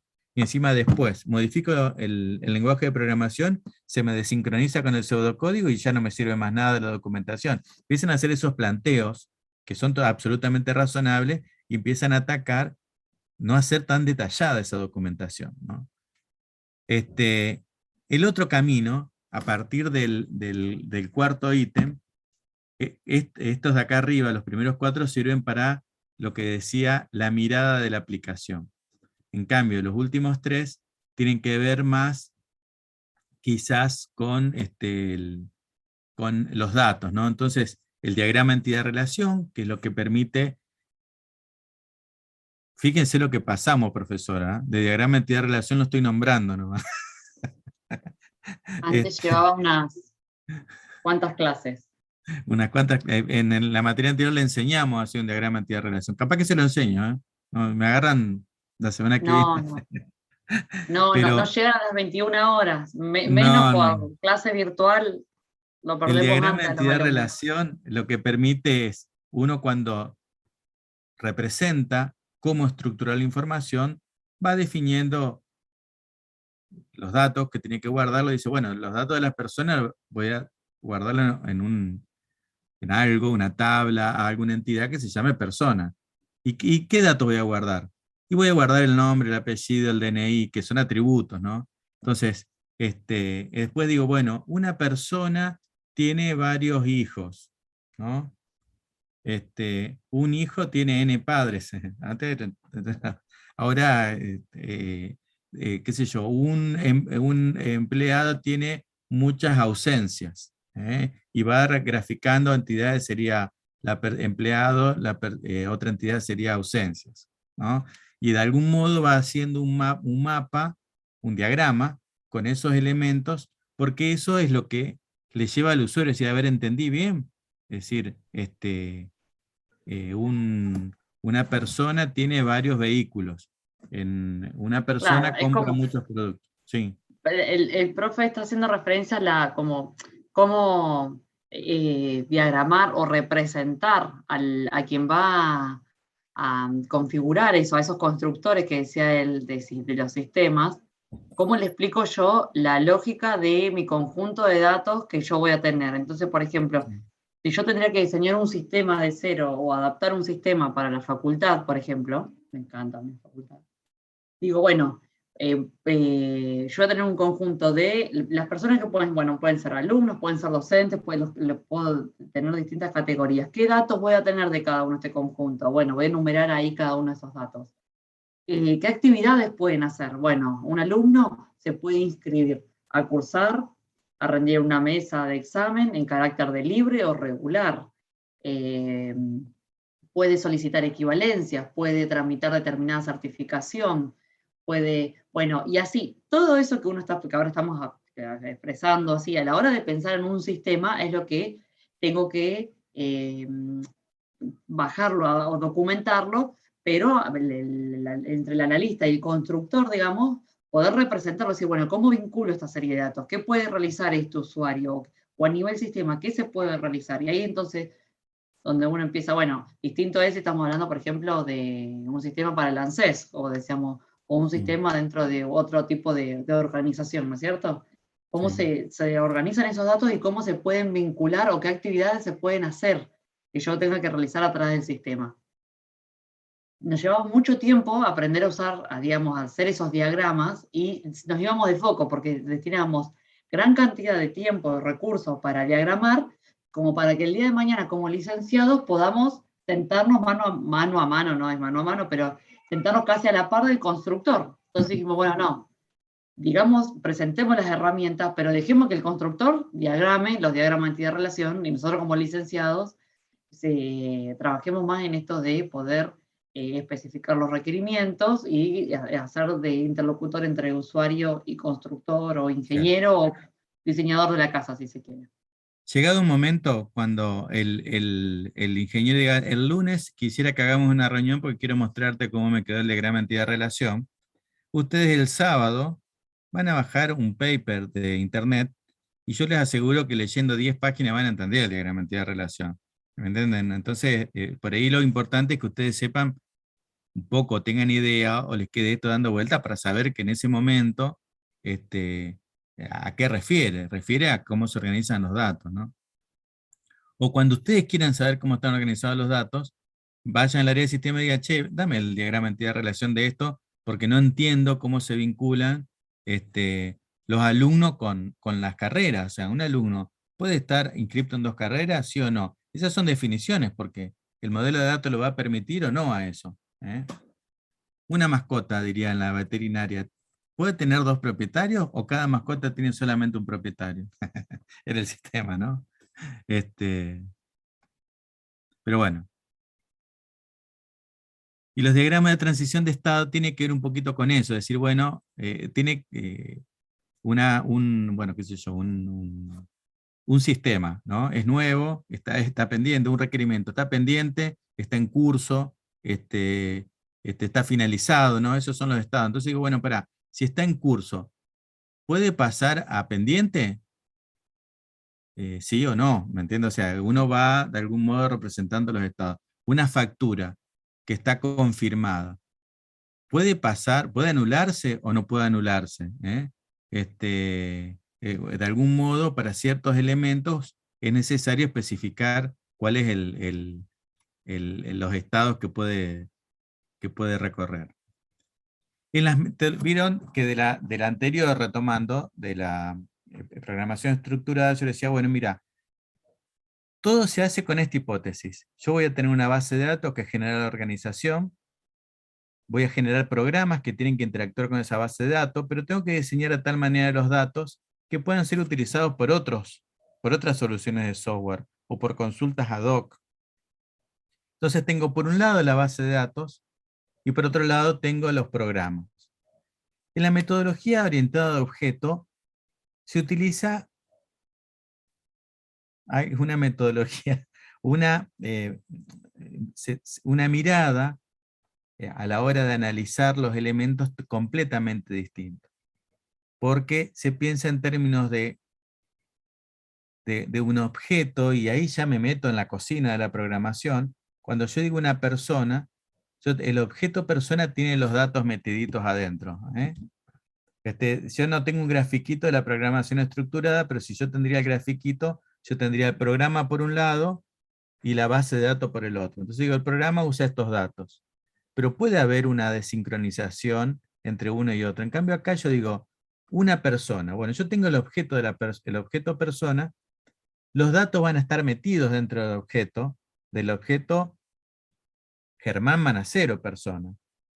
Mi nombre va a estar ahí adentro, y yo no voy a poder acceder a una base de datos con un campito con mi nombre, o una planilla Excel con una celda con mi nombre. No me va a dejar hacer eso el sistema. Voy a tener que invocar a un objeto en términos de programación Germán, y decirle, dame el nombre, dame tu nombre, y va a responder Germán. Y el que se lo pregunta no sabe dónde está almacenado eso, no sabe si está almacenado en una planilla de Excel, en un documento de texto, o una base de datos corporativa, ¿me entienden? Los objetos se vinculan entre sí, pero no es que los programas se vinculan con una base de datos o ese tipo de relaciones. Entonces, chicos, les pido disculpas, es inentendible, tendríamos que tendrían que tener nociones de construcción de sistema. Pero sí intento de algún modo, como gran diferencia, plantear esto entre una metodología y otra. La programación estructurada, programas por un lado, que es algorítmicamente resuelve problemas, datos compartidos por todos. Acá no, es una sola cosa. Nadie puede acceder a los datos sino a través de los servicios que propone el objeto. Entonces yo defino el objeto persona, todas las personas van a tener el mismo comportamiento en el sistema, todas las personas van a poder decir qué edad tienen, y el dato de edad se va a almacenar en algún lugar que el objeto decide cuál es. Pero yo voy a hablar siempre con objetos, nunca voy a hablar con la base de datos, como hacía en la programación estructurada. Y tienen un montón de diagramas, no siempre se usan todos, pero tiene un montón de diagramas que permiten especificar. No se tienen que hacer todos estos diagramas para cada cosa, sino para especificar algunos aspectos. Es importante el diagrama de clases. Ahí hay, por ejemplo, en algunas cuestiones donde la secuencialidad es importante, bueno, yo utilizo un diagrama de secuencia, pero a lo mejor en otros lo que es importante es el tiempo en el que se hacen las cosas, y hago un diagrama de tiempo. Entonces, de alguna manera voy eligiendo con qué herramientas de estos tipos voy representando ciertas características que tiene que reunir el sistema, y que me parece importante especificar para el programador y dibujar para poder validar con el usuario. Recuerden que tenemos estas dos funcionalidades de estas herramientas, de estos diagramas. Uno es decir cómo se tiene que construir la pieza, si fuera una industria, ¿no? Si fuera una fábrica, pero a la vez mostrarle al usuario qué es lo que le estoy por construir. En ese sentido es muy parecido, ¿no es cierto?, al plano o al render, ¿no? Claramente cuando el arquitecto habla con el constructor, no le da un render, le tiene que dar otro tipo de especificaciones, le sirve más el plano otro tipo de indicaciones, ¿no? Pero fíjense, hay distintas herramientas, pero se usan para lo mismo, tanto como para especificar al que tiene que construir, como para validar las funcionalidades con los usuarios. Y lo otro, y terminamos ya con esto, es, bueno, miren, yo les digo la verdad, yo soy ingeniero en sistemas, cada vez tengo menos ganas de construir sistemas. Y hay muchas ruedas de todos los tamaños dando vueltas. Construir un sistema, como veíamos al principio, es una actividad de mucho riesgo. Y la verdad, en algunas cosas muy específicas sí es necesario innovar.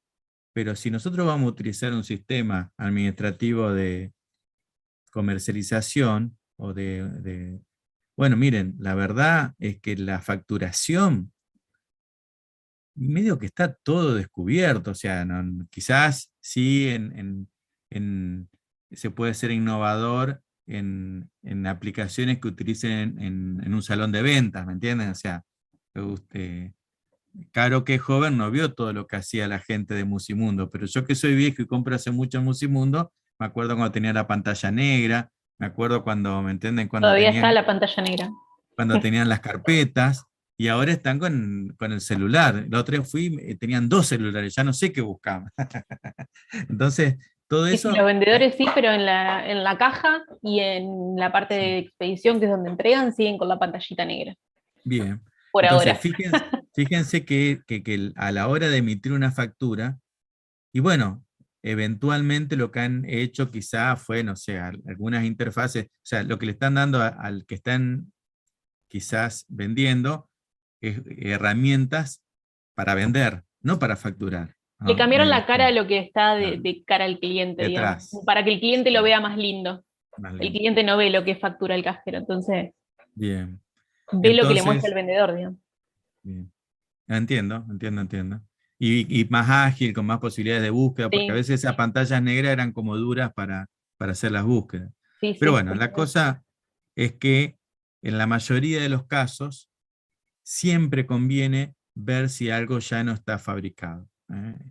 Realmente a veces no queda más remedio que desarrollar. A veces lo que se hace es un módulo. Yo de hecho he participado, por ejemplo, en un proyecto donde necesitamos implementar un sistema de administración tributaria. Conseguimos uno desarrollado. La Municipalidad de Rosario había trabajado 5 años desarrollando un sistema de administración tributaria.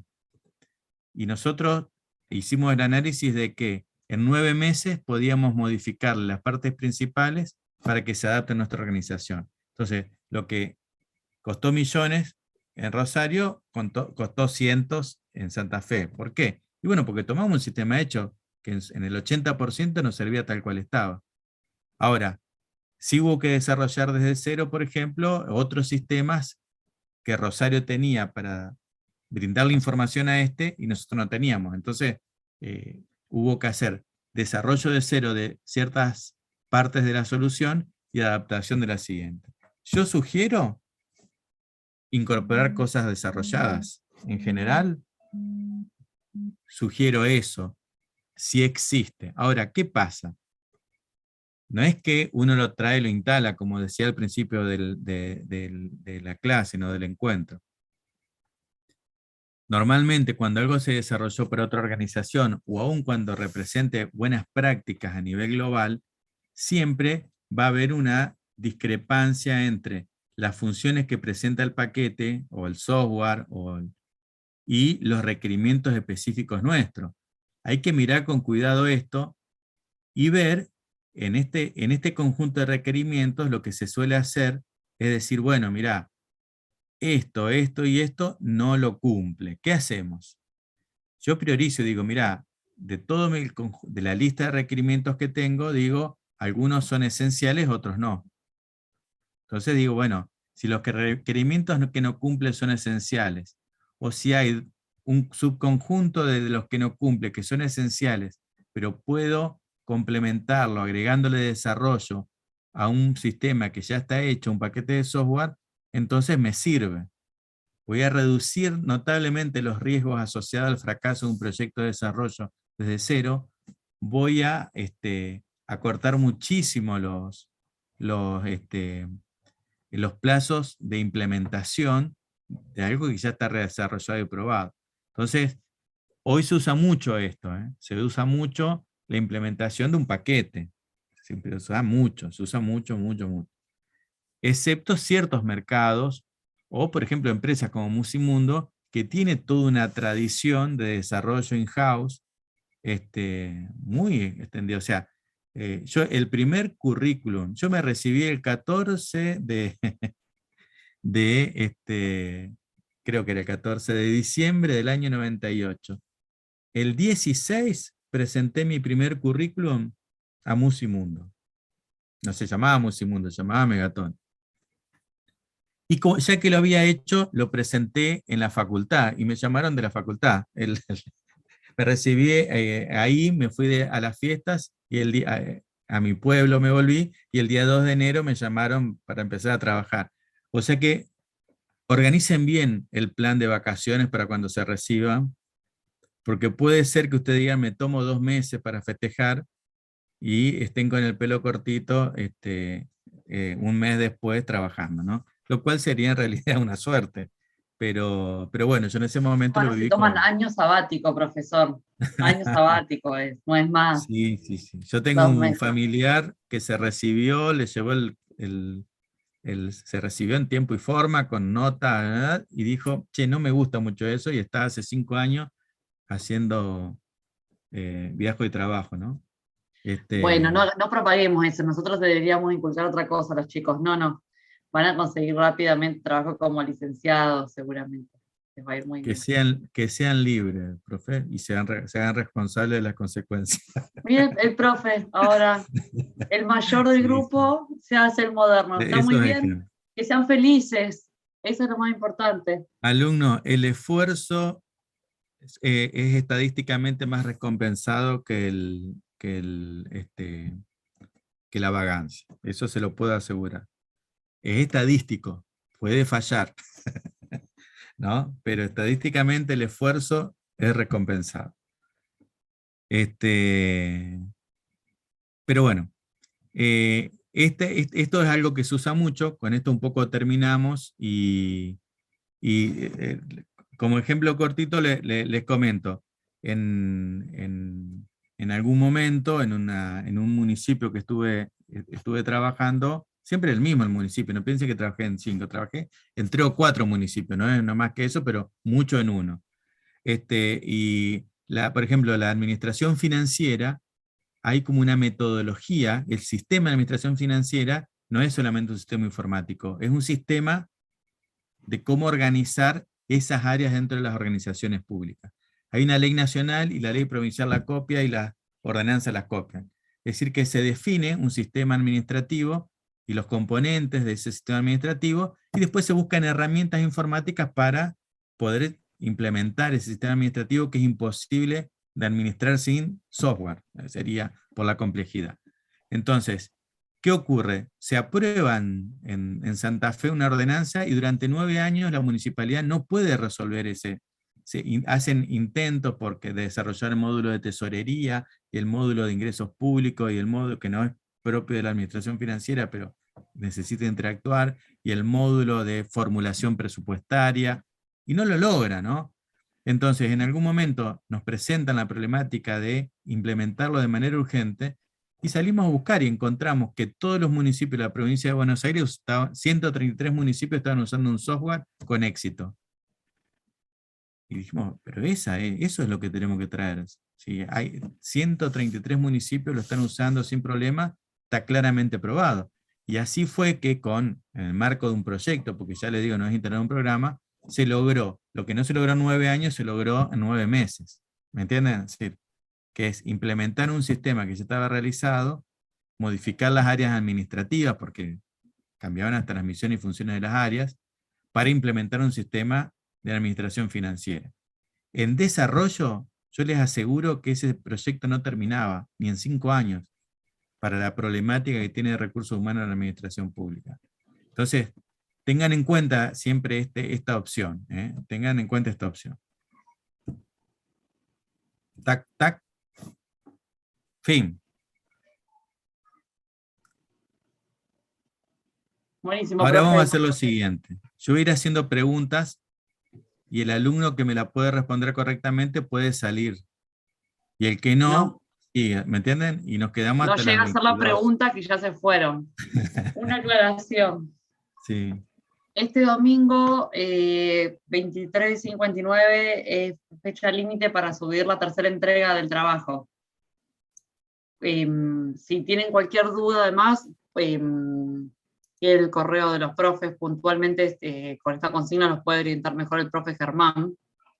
Si tienen alguna duda puntual de la consigna, digamos. Si no, ya con eso sería la última entrega.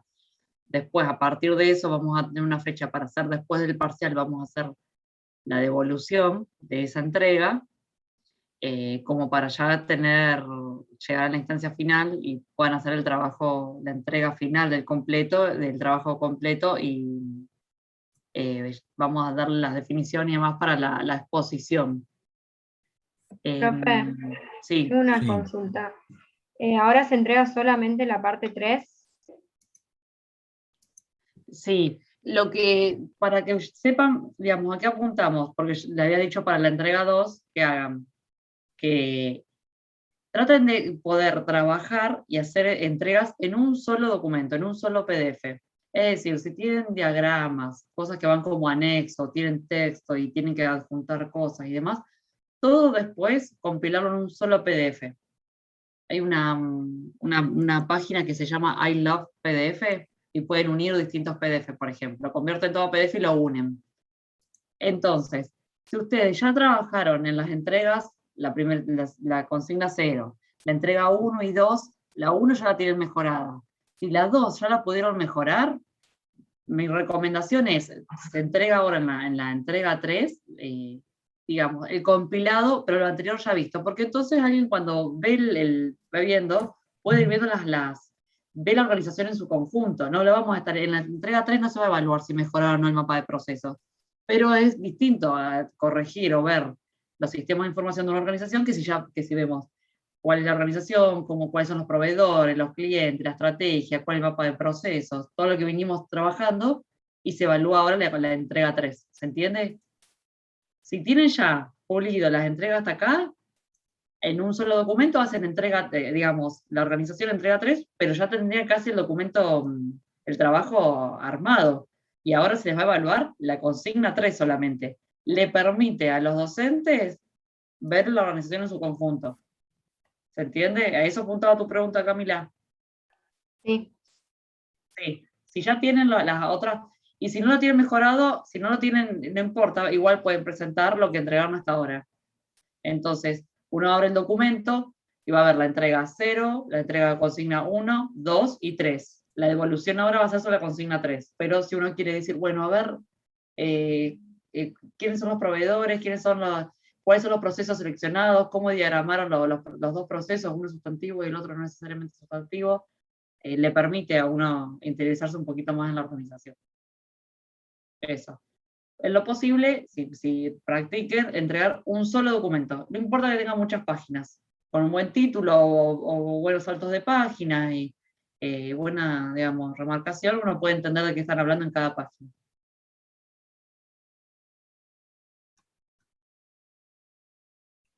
¿Algo que se me esté pasando, profe Germán? No, que me dé cuenta, no. Bueno. Bueno, entonces. Bien. Alguien me había dicho que no estaba subida la PPT, pero yo la veo subida. Yo fui, profe. Pero porque entré y se aparecía el archivo. Pero no, alumna, yo soy re tramposo, ya la corregí, la hago sentir mal. Me hiciste abrir de vuelta el Chrome. No, sí, ya la subí, efectivamente era como usted decía. Lo que no corregí es el error, pero de eso lo corrijo para el año que viene. Así que bueno. Bueno, entonces. Nos vemos el lunes. Bueno, profe, nos vemos. Bueno. Buenas noches. Muchas gracias. Chao. Profe, Germán. Sí.